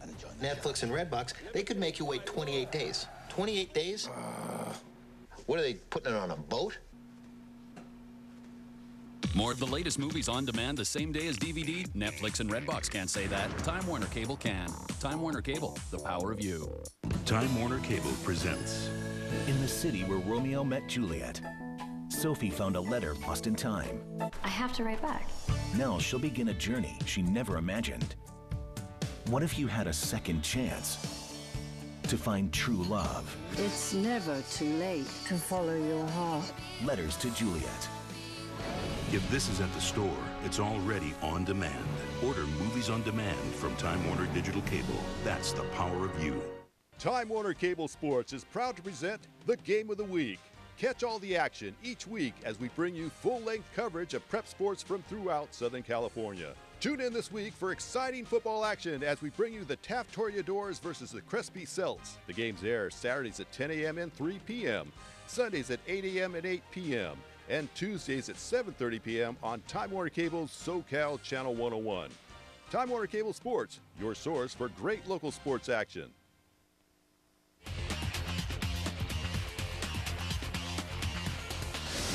Welcome back. The Carson girls volleyball team has fallen just short of a championship in recent years, but now, with more than half of its team graduating, they've found a recipe for success by undergoing some major coaching changes and trying to work better as a cohesive unit. Yvette Lopez reports. With a roster of only 9 players, the margin of error is slim for the Carson Colts girls volleyball team, and yet they have already overcome obstacles that seemed insurmountable in the past, such as beating San Pedro for the first time in 6 seasons. I think this year being their senior year for most of them, it's kind of the year where they want to go out really strong and prove to themselves and everyone out there that Carson volleyball is to be reckoned with. Under the direction of head coach Daniela Klein, the team has gradually emerged to new heights. Coach Klein's been with us since my sophomore year, and she's taken us to a good level, to where we like the fundamentals and how everything should be. Well, for me, she's like a second mom. I mean, I can talk to her about anything, probably for others as well as a friend. Success is due to a family atmosphere with the girls, who have grown up together both on and off the court. We're just one big family, and just cheering each other on just makes us, even more happier, just knowing that we're doing our best and just encouraging each other, just helps us. I take volleyball very much like a school of life. You know, volleyball to me was more than just a sport. It was a family outside of family, and that's really what I established amongst them. The addition of assistant coach Samuel Tejada, originally the head coach of rival San Pedro High, has allowed for an added spark and eccentricity in the style of playing for the family. It was kind of disappointing, you know, like, oh man, we have a coach, he's our biggest rival, we've been wanting to be Pedro. I feel really relieved to have him as a coach, though. He's an amazing coach. You know, he didn't worry about whoever he coached before, you know, it was just coaching for us. With the girls' ability to make kills, dominate the center and make key plays, Carson seeks to rank among the elite few in the Marine League. The girls are just hungrier this year. They realize this is it. This is their last chance for most of them. And they want to go out with strong. For High School Sports Rewind, I'm Yvette Lopez. A classic game of the week this past week as St. Bonaventure rallied in the final minutes to defeat Marmoni League rival Moorpark. You'd have to believe another thriller lies ahead as the Taft Toreadors meet the Crespi Celts. The two schools are located less than 5 miles apart, and we're billing this one as the battle for Ventura Boulevard. Our Jessica Rosales reports on this intersectional rivalry in the San Fernando Valley. This week, Time Warner Cable Game of the Week is Taft versus Crespi. We caught up with the coaches. You know, we're really blessed to have two solid seniors on the D-line and two solid seniors at linebacker, and then Charles leads a group of young sophomores in the secondary. Key players on defense right now starts with Antoine Woods, number 65, one of our defensive tackles. He's already committed to USC and Under Armour All-American, and really does a great job anchoring our defense. Leading the offense for Taft is Michael Bercovici, who set a new school record, passing for 474 yards in a game against Notre Dame. Leading the offense for Crespi is Kenny Stenhouse, who also set a new school record, passing for 424 yards against Clovis West. Well, key player on offense, everything starts with our quarterback, Michael Bercovici. He's an Arizona State commit, has a great grasp of the offense, quick release. Does some really nice things, getting the ball out quickly. Well, Kenny Stenhouse has been just outstanding the last few weeks. He's a young, unknown quarterback. He's a senior, but he was behind Bennett last year, who's up at Oregon, playing at Oregon right now. The last time these two teams played each other was more than 10 years ago. Depending on how the game unfolds, it could be a lot of footballs thrown that night, you know, between those two passing games, but also defenses who will want to prove themselves. For Time Warner Cable Sports, I'm Jessica Rosales. Thanks, Jessica. So there you have it. Tune in for this week's showdown as the Taft Toreadors from the LA City section take the field against the Crespi Carmelite Celts from the southern section. An intersectional rivalry for the ages, if you will. The game will air on Time Warner Cable SoCal Channel 101, Saturday at 10 a.m. and 3 p.m., Sunday at 8 a.m. and 8 p.m., and on Tuesday, following us here at High School Sports Rewind at 7:30. For more information about the games we'll be covering this season, log on to twcsocal101.com. That's twcsocal101.com. And for sports coverage that's available when you are, tune in to Time Warner's free video on-demand service. Just tune to the on-demand menu, then select the local folder, and then SoCal Sports. And there you'll find full game coverage, an archive of episodes of us here at High School Sports Rewind, plus Prep Sports Night Live, and oh so much more. It's all available, free, and on demand 24/7. And don't forget, if you have a team or athlete you'd like us to cover here on the show, log on to hssportsrewind.com and give us your feedback and suggestions. We'd love to hear from you. That's hssportsrewind.com. When we come back, we take our game indoors for a double dip of girls volleyball action as Lorena looks to continue their perfect season against Nordhoff, and West Ranch visits Notre Dame in non-league action. I'm Dylan Gutierrez with Ventura Cougars, and you're watching High School Sports Rewind on Time Warner Cable.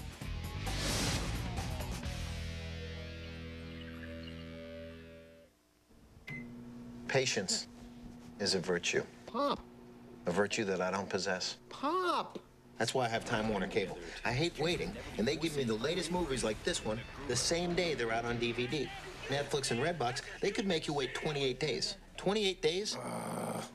What are they, putting it on a boat? More of the latest movies on demand the same day as DVD? Netflix and Redbox can't say that. Time Warner Cable can. Time Warner Cable, the power of you. Oh, look, we have a voicemail at home. Hey, it's Bob from next door. Really wish you would have told me about the party. We can't even get out of the driveway. Hello? Hey, buddy, it's Stan. The weather was terrible. We're on our way home. Huh? We'll pick up a pizza. Okay, we'll see you soon. Never miss a call with home voicemail to email. At Time Warner Cable, we're moving technology forward to bring you back to peace of mind. These are the guys that got us to the brink of disaster. And Elliot Spitzer was after them years before the collapse occurred. What I was intrigued by, the number of people that were terrified by him. He was going to be our first Jewish president. I will never forget that moment. I was dumbfounded. I've acted in a way that violates my obligations to my family and that violates my or any sense of right and wrong. Magnolia Pictures presents Client 9, The Rise and Fall of Elliot Spitzer. Watch it now, before it's in theaters.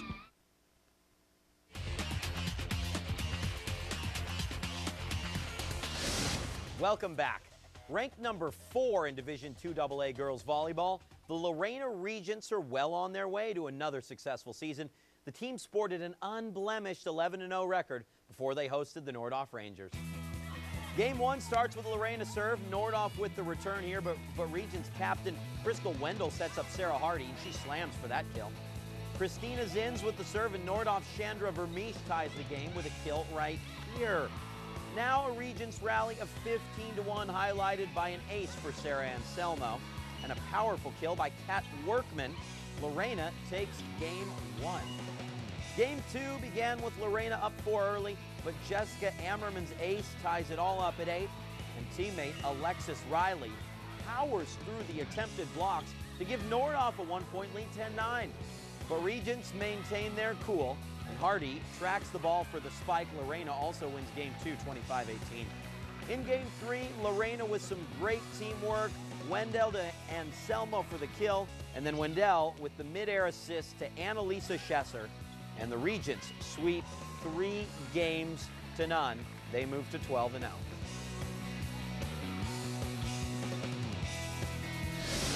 Let's stay with girls volleyball, as the Notre Dame Knights reeled off 5 straight wins heading into a showdown with West Ranch, including a nice payback win over Saugus, avenging an early season defeat. The West Ranch Wildcats entered the match at 7-7, and they wouldn't go away without a fight. Riding the confidence of just having taken the Saugus Tournament Championship, Notre Dame came out strong against West Ranch, led by Emily Moss.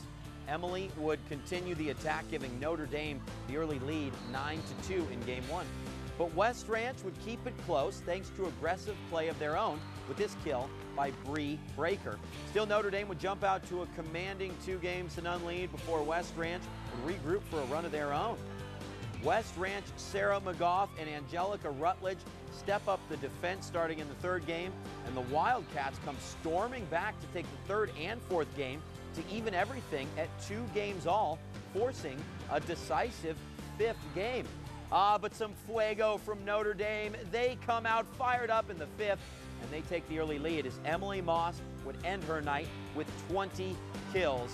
The Knights win 15-10 in the 5th game, and they take the match 3-2.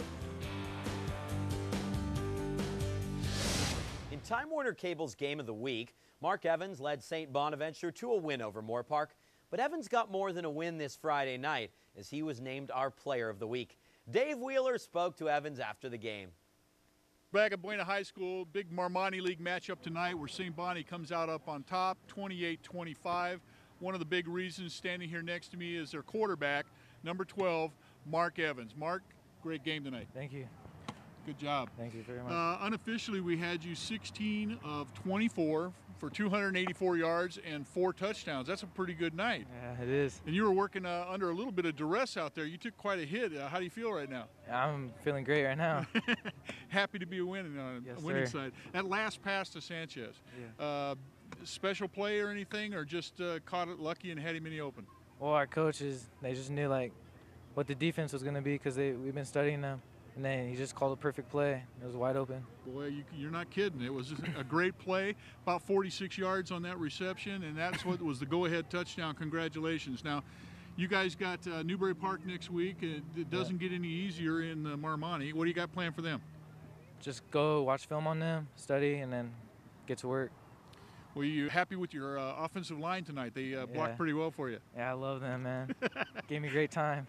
Well, it's nice when you got guys in front of you that are 260-pound average blocking for you. But we were really impressed with your delivery tonight. You get the ball out of your hand in a hurry, and you got a nice pass, nice tight pass. We noticed in the second half you were a little off target, but like you said, your vision was bad, and you were a little blurry from that big hit you took. Yeah. But I'm glad to see that you're okay.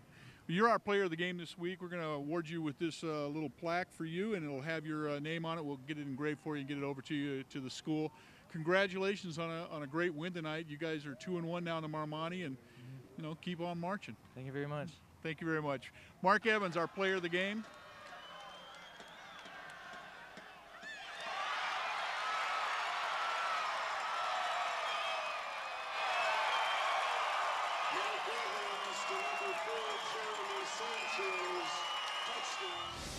Time Warner Cable is excited to announce the launch of Prep Sports Night Live, an interactive live call-in show with game highlights, post-game interviews, and special in-studio guests. Prep Sports Night Live airs Fridays at 10:30 p.m. and fans can call the live hotline 866-594-7235 to discuss all the night's action. That's 866-594-7235. And don't forget, HS Sports Rewind is looking for clips of prep sports shot by you, the schools, and the fans. For more info on how you can have your clips included in our show, log on to hssportsrewind.com and let us know what you'd like to share. When we come back, our Reginald Miller and Bob Gibson look back at this past weekend's action in the locker room. Plus, in this week's Sports Link, we look at a site crucial for young athletes and parents. You're watching High School Sports Rewind on Time Warner Cable.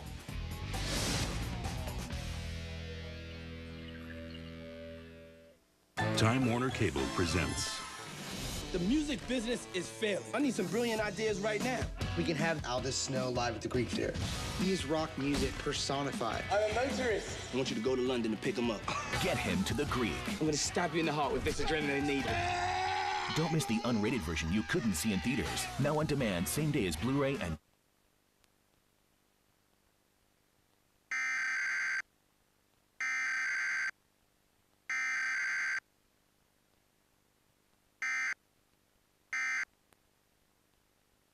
No, let's just pretend this never happened. I won't say a fucking word about it. Game this time around is the Vikings. Wade Phillips, Cowboys, got up pretty good. Tony Romo, Roy Williams, touchdown, 7-0. Remember last week? Celebration penalty. Uh-oh! Miles Austin, it's a nice jump, but it's a flag. Yeah, excessive celebration, lack of discipline on the part of the Cowboys. Next Cowboys possession, Jared Allen gets a little pressure on Romo, and it's off the helmet of Ray Edwards. E.J. Henderson, what a nice story, him even playing it all this year, makes the pick. Yeah, won't get credit for a sack. Doug Free, the left tackle of the Cowboys, laid out of his stance. Jared Allen applies the pressure. That's what caused the pick. So it sets up 3rd and 4, Brett Favre. Craig Camarillo, 10-yard touchdown. We're tied at 7. And Favre goes to E.J. You know what? Thanks, big guy. Next possession, Dallas. Tony Romo. And I can see for Miles and Miles Austin. He's gone. 68 yards. But guess what? He's not gone. There's a flag. Yeah, watch his work here against Asher Allen. He's going to extend the arm. Once you do right there and the DB falls down, you're going to get flagged. Next, Dallas possession, 7.5 to go in the first half. They're moving. Romo, this is a good-looking play, Tommy. A little play action the other way to Jason Witten, bumbling, stiff-arming, 30 yards. Cowboys drive alive. 3:12 in the half. Romo feels it, runs, and he did this pretty well. Moves for 14 yards, first down. Now at the 2, 2nd and goal. Romo, Roy Williams, touchdown. And, boy, that was a 7-minute drive. 13 plays. Dallas leads 14-7 half. But in the opening play of the 3rd quarter, remember the old Quaker Oats ad? Shot from guns. Percy Harvin, shot from guns. Gone. Opening kickoff, 95 yards, tied at 14. Wow. Now the 3rd. The snap to Favre is low, but as usual, he ad-libs to Jimmy Kleinsasser. 12 yards, vintage Favre. He's got the vintage smile. Setting up Adrian Peterson left side, 2 yards. Dallas did a nice job on him, Tommy. 24 for 73, pretty good. But the Vikings lead for the first time, 21-14. 4th and 1, Marion Barber picks up a tough first down. Later in the drive, Romo. Nice! Dez Bryant beating Lido. Whoa, and he had good coverage, shaking hands. And they know how to do it. Now, 4th quarter, Bryant. Another opportunity, the rookie, Dez. Making the Vikings dizzy. Down to the 42, but a flag on the play. I think there's a theme. Really, Allen Ball here covering the gunner, Frank Walker. Pulls him down, you're going to get flagged. 11 penalties, 91 yards, Dallas. Romo, play of the game. E.J. Henderson, the linebacker. 2nd pick of the ball game. Vikings ball. On 3rd and 1, they threw it. 5 to Randy Moss. 3rd and 3, it's a 5-yard first down. Only 5 for 55 for Moss, but 4 minutes to go. Ryan Longwell, 38 yards, 24-21, Minnesota. Not over. Tony Romo, another chance. 3rd and 5. Dez Bryant incomplete. Punting, Dallas. 3rd and 6, Vikings. 5 to Greg Lewis. But, wait a minute, Tom. There's a flag on the play. Mike Jenkins here. This pass may have been uncatchable. We'll never know because he dragged Greg Lewis down by his jersey. Wade get flagged for that. Wade can't believe it. One last chance, but boy, Dez tries to do everything he can. Eventually, the Vikings hem him in, wrap him up, and the Vikings wrap up only their 2nd win of the year, but that's one more than the Cowboys. Final, Brett Favre and the Vikings 24, Dallas Cowboys 21. A sigh of relief in the We're Fine Bowl. That was as good a win as any. So hopefully we build off of this. I didn't feel any added pressure. I mean, the fact that we're 1-3 is enough. Good to get that win. 2 games in a week. Had a grind for it, but like we thought it would be contested. 2 1-3 teams maybe makes it as good as or better than 2 3-1 teams. Well, I'm still unhappy. I mean, you know, losing's all the same. If you lose a game, it's all the same. I'm certainly upset. You know, I'll go back over it 1,000 times, and then I'll watch the tape 1,000 times and see what we can do to improve. When you're 1-4, it's not a situation you like to be in. It's not ideal. It's not something I, look forward to. It's frustrating and it's very disappointing, and every day is not an enjoyable day. We're not thinking about playoffs. We've got another game. We've got to get through this game. We got a lot of things that we need to go over and try to get better on, and then go from there. They just need to get back out and go to work and not shoot themselves in the foot. Well, all right, we'll start with Dallas because that's the pressure here at 1-4. We gave you the percentages. They can do it, but we'll see. Last week they lost the game amassing 500 yards in offense. This week they lose a game Allowing under 200 yards to the Minnesota Vikings by playing defense, but again, too many mistakes at the wrong time. Yeah, plagued by the same kinds of mistakes. I think very appropriate terminology by Jerry Jones for the Dallas Cowboys, shooting themselves in the foot. The 11 penalties for 91 yards doesn't begin to tell the whole story because there's hidden yardage in there. The return by Dez Bryant that wasn't. Miles Austin, the touchdown that wasn't. I think when you start looking at all the things that could happen to this football team, they have to become more disciplined to have success on the football field. I don't know when or if that's going to happen. And after the celebration, then they kicked the ball out of bounds. I mean, they just compounded and handing it. Minnesota won with 188 yards in total offense, but only one miscue. Yeah, and 93 net yards passing for Brett Favre and his new toy, Randy Moss. But pedestrian offense, pretty good defense, but they didn't make the mistakes to lose the football game. It's the story for both of these football teams today. Vikings' only home game in the month. They're at Green Bay and at New England, so they really have to buckle up, but they got the win. For Dallas, they play the Giants twice in the next month, including next Monday night at home, and dare we say a must-win on Monday Night Football here on ESPN. We've only just begun on The Blitz. The Blitz is brought to you by Old Spice, the greatest smell in the NFL. Play ball, game 2 of the National League Championship Series. Giants took the series opener from the Phillies in the cradle, beat Roy Halladay. See what the big man, Ryan Howard's got going on, right? Does he look like he's got playoff pressure on him? Maybe there, but not earlier in the day. Went out, saw a little Eagles-Falcons game, and then hopped a ride there with the Fanatic on the back of some sort of all-terrain vehicle. Wear a batting helmet. That's dangerous. Shouldn't be out on the open road like that. Roy Oswalt, the man on the bump, got the pill for the Phils. Top second. Got a 1-0 lead. Up tight. Whoa, on Cody Ross had the 2 homers off Oswalt, and Ross would end up walking. A little chin music. Hi, we're here all night. Later in the inning, 2 outs, 1 on. Oswalt strikes out Mike Fontenot and his wonderful sideburns. Let's go to the 5th. Same score. Base is empty for Ross, and he did it again. This guy is a menace. Yard work off Oswalt. 3rd home run of the series. The Giants tie the game at 1 on their first hit of the game. We look at game 1, and you can see if you put it in the same spot, he'll put the same swing on it and lose it in the same seats. And that was game 1, game 2. It's all the same. The man's finding what works for him, and he's going with it. Another home run. And again, we're tied at 1 into the 5th. Home half of the inning. Shane Victorino leading off. Shoots it down the left field line. It's going to rattle around in there. He's in with a double. Tagged and went to 3rd in the Utley fly ball, and then Placido Polanco. Fly out. Victorino tags, scores, and the Phillies manufacture themselves a lead at 2-1 into the 7th. Same. Oh, here he comes again. What kind of a name is Cody? And he puts a big swing on this one, but he hits it there to the deepest part of the ballpark and safely. That's just a long out. Oswalt strong through 7, allowed just 2 hits. Now with the bat, there's the pitcher. Line drive to center. Andres Torres coming in, can't get it. Torres also K'd 4 times in this one.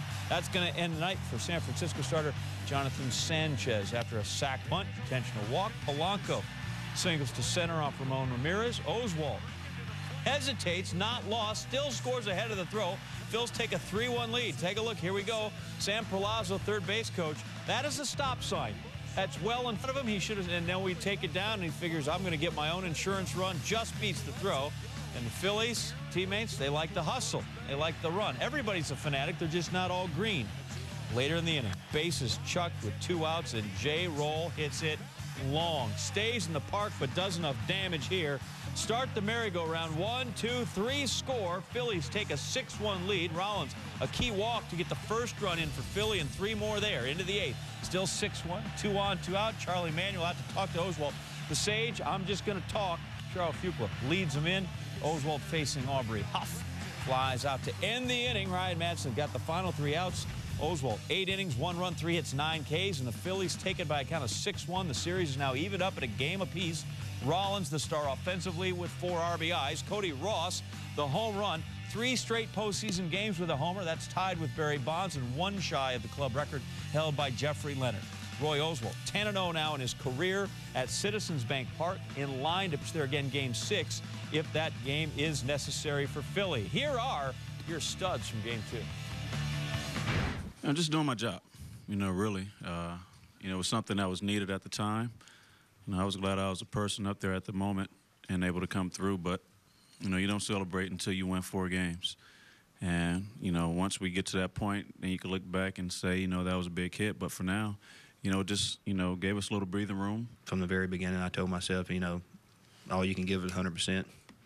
If it ain't good enough that night, go try to get it next time, You hear a lot of stuff about guys that's pitching against you, like, they're better than you and all kind of stuff. And that kind of, fuel to the fire. Oswalt now 5-0, ERA 3.43 and 9 career postseason starts. That is tied for the second most playoff starts without a loss to begin a career. From 85 to 95, Oral Hershiser didn't suffer a loss in his first 10 starts. John Kruk lends a big leaguer's eye on the 9 innings of Sunday night. Well, with the backs against the wall for the Philadelphia Phillies, down 1 game to the San Francisco Giants, the veterans stepped up. And the reason why the Philadelphia Phillies went out and got Roy Oswalt this summer was to pitch in a game like this. After Roy Halladay lost Game 1, Roy Oswalt stepped up and gave a great performance for the Philadelphia Phillies. And then Jimmy Rollins, a guy who's been struggling since coming off the disabled list in September, a big bases-loaded walk in the first inning to give the Philadelphia Phillies a 1-0 lead. And then he hit that big bases-clearing double to put the Phillies ahead. And when you score 4 or 5 runs against the San Francisco Giants, with the way Oswalt was pitching, Game 2 was over for the Phillies. Series tied going to San Francisco. And we will get more pitching in Game 3 in San Francisco. Cole Hamels, Matt Cain. Hamels 3-0 in his career in the NLCS and coming off a shutout to close out the Reds in the NLDS. Cain did not allow an earned run in the division series. Fun on top of that, day baseball, 4:19 Eastern, 1:19 local start. We are just getting going here on SportsCenter. A quarterback controversy ready to explode in Philly? Wait until you find out where Michael Vick was during Sunday's win. Plus, see what happened when Peyton and Donovan squared off on Sunday night. And the first BCS standings have been released. Let the debate begin and let the show continue. Welcome back, Ben Roethlisberger. See how the home crowd treated him and how he responded. Plus, a wild finish in Houston put some pressure on the Colts. Plus, into the end zone.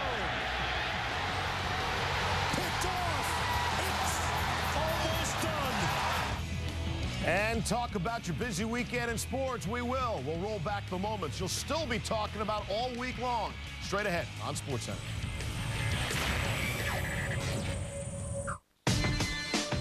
This is unlike any car you've ever seen before. This is power with efficiency. This is an interior that exceeds even the promise of the exterior. This is the all-new Jaguar XJ, the stunning result of taking a very different road.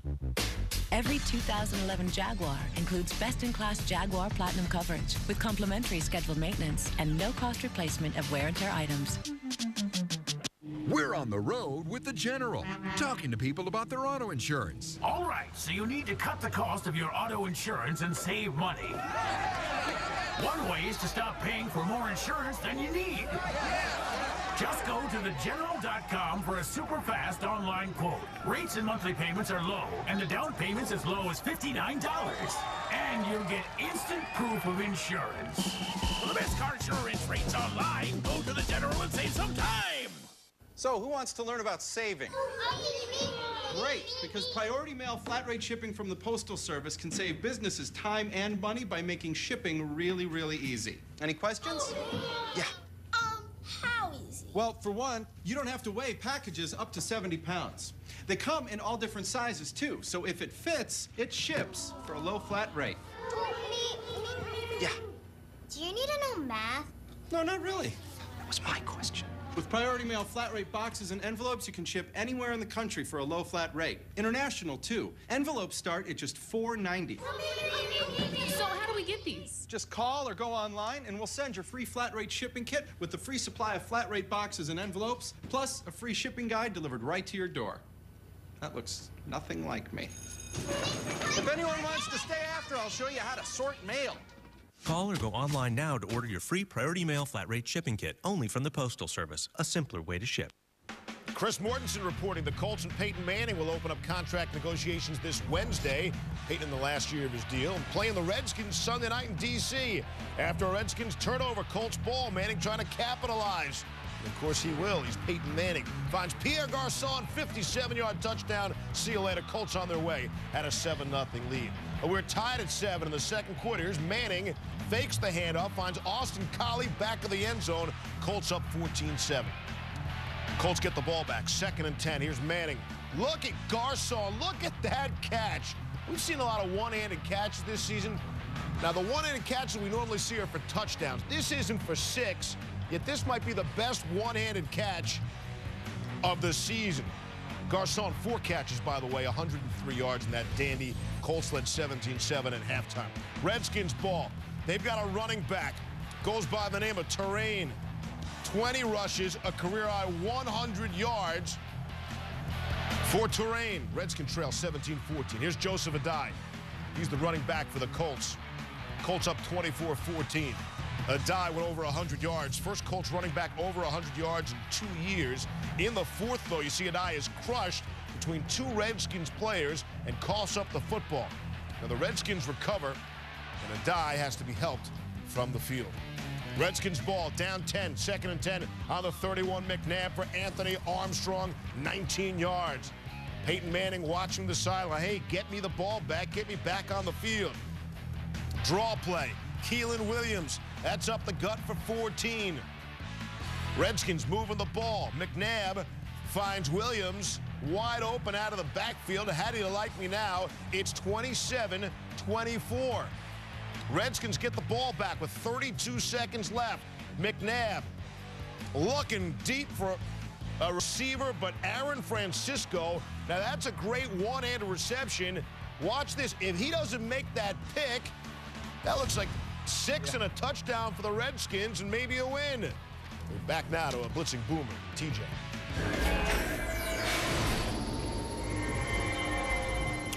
Welcome back to the Blitz, everybody. Well, the Chiefs were the last team to lose this season, 3-1, and they played pretty well at Indy. Now they go into Houston. Remember the Texans started out strong last few weeks? Especially last week against the Giants. Deep in the heart of Texas, could Houston find their mojo, or would Kansas City get back on their winning track? Matt Castle, Chiefs. And how many times have we seen it, Tom? I'll have the answer in a minute. Castle rolling right, and that's Mike Vrabel. 12 catches, 12 touchdowns. How about that? All he does is catch touchdowns. 7-0 Chiefs. Matt Schaub. Andre Johnson. He's hurting. But so what? 44 yards. Then later in the drive, Schaub to Joel Saladreesen. Touchdown. Tied at 7. Now remember last week at Indy? Of course you do. Wayne Bowe had a chance to have a big game, but he just couldn't hold on to the ball. Oh, Bowe. However, literally, if you saw our countdown program, from the outhouse to the penthouse, Castle to Bowe, very nice, even though he's drilled by Bernard Pollard. Oh, can't even get rid of the ball. 14-7. That Lester Hayes stick him there? Yeah. D'Amico Ryans, a really fine player, Houston, carted off the field after hurting and tearing his Achilles, out for the year. Serious injury. Hate to see that. And that could take a calendar year. Chiefs lead 14-7. Castle, Bowe. It's a nice block from the smallest guy on the field, Dexter McCluster. Good hustle, Chiefs. 21-7, Kansas City. Bowe, 6 for 108 and 2 TDs. Chiefs ran hard. Thomas Jones, you know he does. Out of bounds, and then that's foolish. Late hit Pollard. Then Jones, whoop, and then whoop. 11-yard touchdown, 31-21 Kansas City. But they didn't salt it away. 7 to go. Schaub, Owen Daniels, 24 yards. Then, could Kansas City stump the Schaub? Not on this day.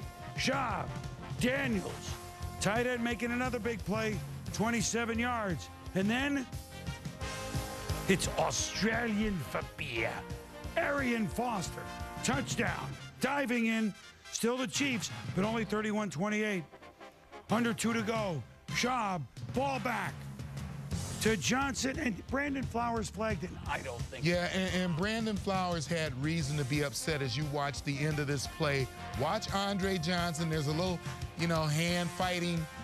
But then at the end of this play, you see the little shove right there by Andre Johnson causing the separation, but it's called defensive pass interference. And you can see that Flowers is upset because he knows he may have lost this game. Then Schaub. You knew what would happen to Johnson. You can't cover him, Tommy. Touchdown, 37 seconds to go. The owner, Mr. McNair, watches his Texans lead 35-31. Look at this play. Yeah, Schaub moves around out of the pocket, buys a little bit of time.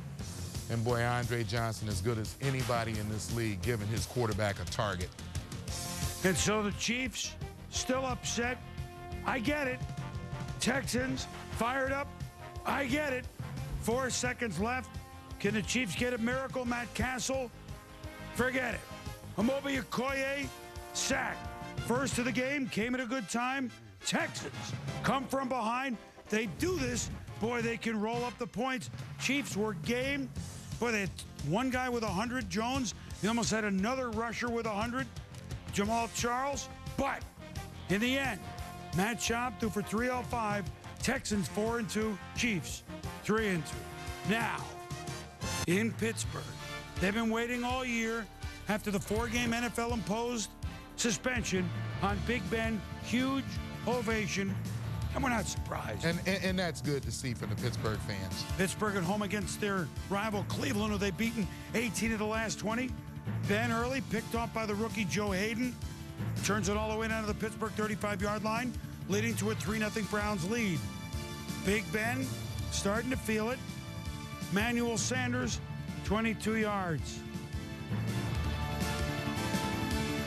Then later in the drive, Ben, tick, tick, tick, tick, tick, tick, tick, tick, tick, tick, tick. The 60-minute man, Mike Wallace, touchdown, 7-3 Steelers.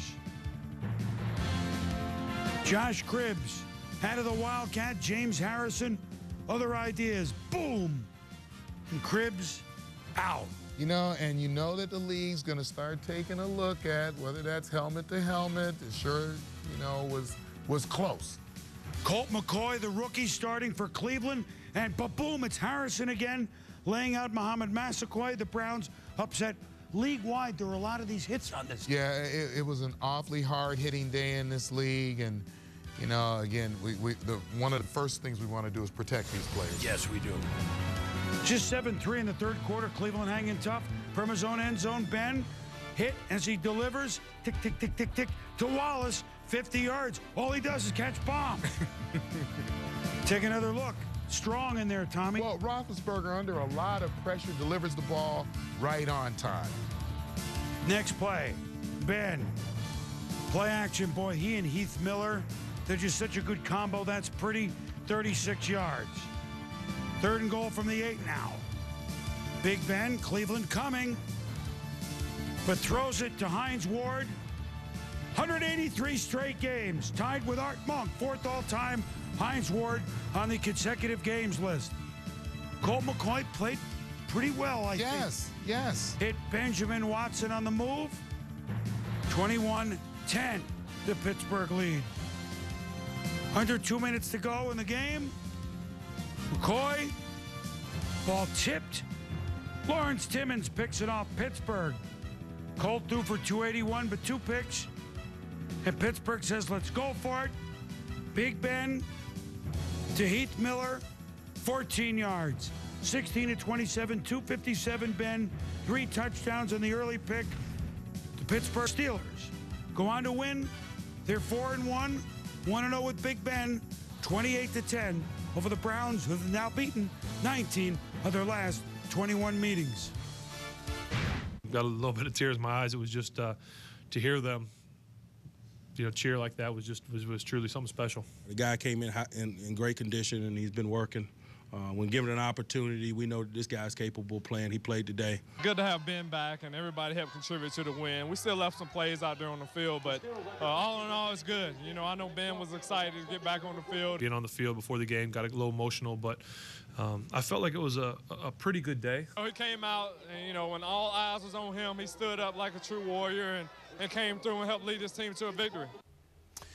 All in all, it took Ben and the Steelers a while to get going. It took 3 quarters, but that's expected.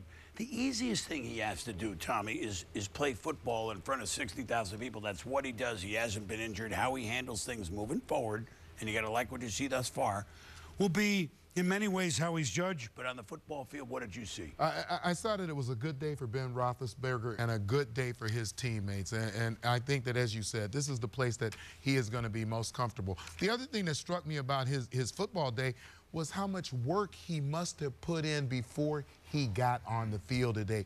Yes, he had that pick early, I think trying to press a little bit to make something happen, but when you think about the way he played the game and how he played the game, I agree with Coach Tomlin. Boy, did he come in ready to do his job.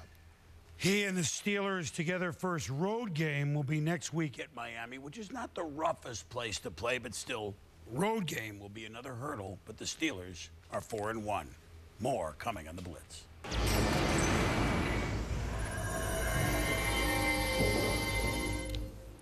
The first BCS standings of the 2010 college football season released Sunday, October 17th. BCS National Championship game will be played Monday, January 10th. In the 85 days between, well, I suspect there will be considerable discussion on the subject of those deserving and undeserving. Schedule strength, conference affiliation, computer chips, human polls, the eye test, fairness, bias, money, and yes, a playoff.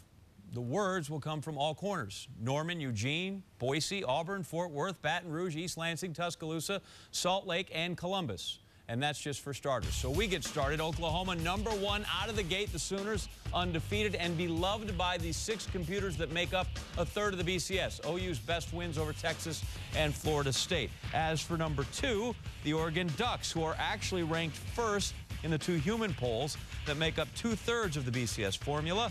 Ducks unbeaten in 6 games, averaging 55 points a game.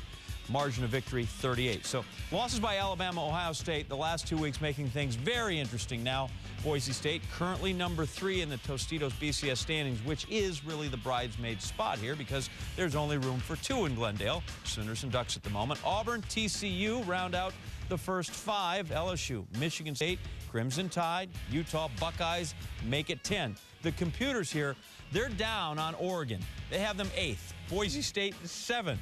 Those 2 schools, 1 and 2, with people who cast ballots. And we are joined now by the best we have to offer in college football, Kirk Herbstreit. And Kirk, you know what? I'm not much for number crunching, so just tell me how they stack up in your eyes. Well, I put the first team you have to think about is what Oregon's been able to do over the entire season. With Ohio State and Alabama losing the last couple weeks, I think the Ducks have earned the right to be up at 1. I put Oklahoma myself at 2 this week in my AP poll, although, you know, looking at them in the BCS standings, I can see why with their body of work they're up at 1. And then Boise State and TCU, the non-automatic qualifiers, I put it at 3 and 4. And then I have the Auburn Tigers sitting there, surprising a lot of people with their undefeated record at #5, up in the top 5. All right, now I've checked my day planner. It is mid-October. Instead of asking a follow-up question, I'm just going to give you the floor here, and I don't know if you want to give us a lecture or a speech or a sermon about patience and caution, because we have a long time before this thing sorts itself out. See, John, you are clearly a college football fan, and you've been watching this since 1998, and you are aware how people panic when they first see the ratings and they try to compare, why is this team here and that team there? There's so much football to still be played. 7 weeks of college football. Things are going to happen. I remember a couple weeks ago we looked at this and said, how could Boise State and TCU ever get up in the top 2 or 3? They need teams like Alabama to lose, Ohio State to lose, Nebraska to lose. Those teams are never going to lose. Well, they all 3 have lost. So now you're looking down to another 3 or 4 teams, and all of a sudden maybe Boise State and TCU become real players in this. The winner over this past weekend for me is Alabama. Not Boise State and TCU, I think that's a given, but Alabama, of all the one-loss teams, Alabama, I think, is in position with some huge games coming up against LSU, and of course at the end of the year against Auburn, and maybe an SEC title, to maybe work their way back in position and come back and possibly still get to the BCS National Championship if they can win out. He's Kirk Herbstreit. Thanks for your time, and hey, enjoy Faroe Field. It can be a snake pit, you know. I can't wait. We're looking forward to it. All right, fellas, getting back to the guys who get paid to play. OT in New England. See how the Pats grabbed a big win from Baltimore. Why it took overtime from Miami and Green Bay to settle things. And how a late flag pulled the Jets from the brink of disaster in Denver. Boomer and TJ return there more blitzing. And don't miss out some frustrated Cowboys let loose after another devastating loss. And why things may actually be worse post-game. ESPN Monday Night Football, Titans-Jaguars tonight at 8:30. You don't love me anymore, do you, Billy? What? I didn't buy this cereal to sweet talk your taste buds. It's for my heart health. Good speech, Dad. Honey Nut Cheerios taste great, and its whole grain oats can help lower cholesterol. Be happy. Be healthy. To introduce the all-new Mitsubishi Outlander Sport. We're rigging one so that you can drive it live over the internet. Welcome to the world's first online test drive. Sign up at outlandersport.com and take it for a spin. It's the JCPenney lowest prices of the season sale. For a limited time only, get Docker's signature khakis for just $29.99. Real men wear the pants. New look, new day, who knew? JCPenney. Right now, all over the country, Discover customers are getting 5% cashback bonus at restaurants. It pays to switch. It pays to Discover. ESPN College Football. College football lives here. Honey, that you? And here. And it probably shouldn't live here, but it does. And awkwardly enough, here too. Do you mind? And yep, even here. ESPN College Football, live on TV, online, on your phone, and in 3D. I had to get my life in focus. I wanted to wake up. All right, I must admit, I can't explain any of these thoughts racing through my brain. It's true. Baby, I'm howling for you. Cadillac CTS Sports Sedan. A car and driver 10 best for the third year in a row. Right now, get 0% financing for 72 months on a Cadillac CTS Sports Sedan. Cadillac, the new standard of the world. It was only the second time in Major League Baseball history, and it happened on the first day of the 2010 postseason. When these moments take place, they are no longer players, and we are no longer fans. We are witnesses to the unbelievable.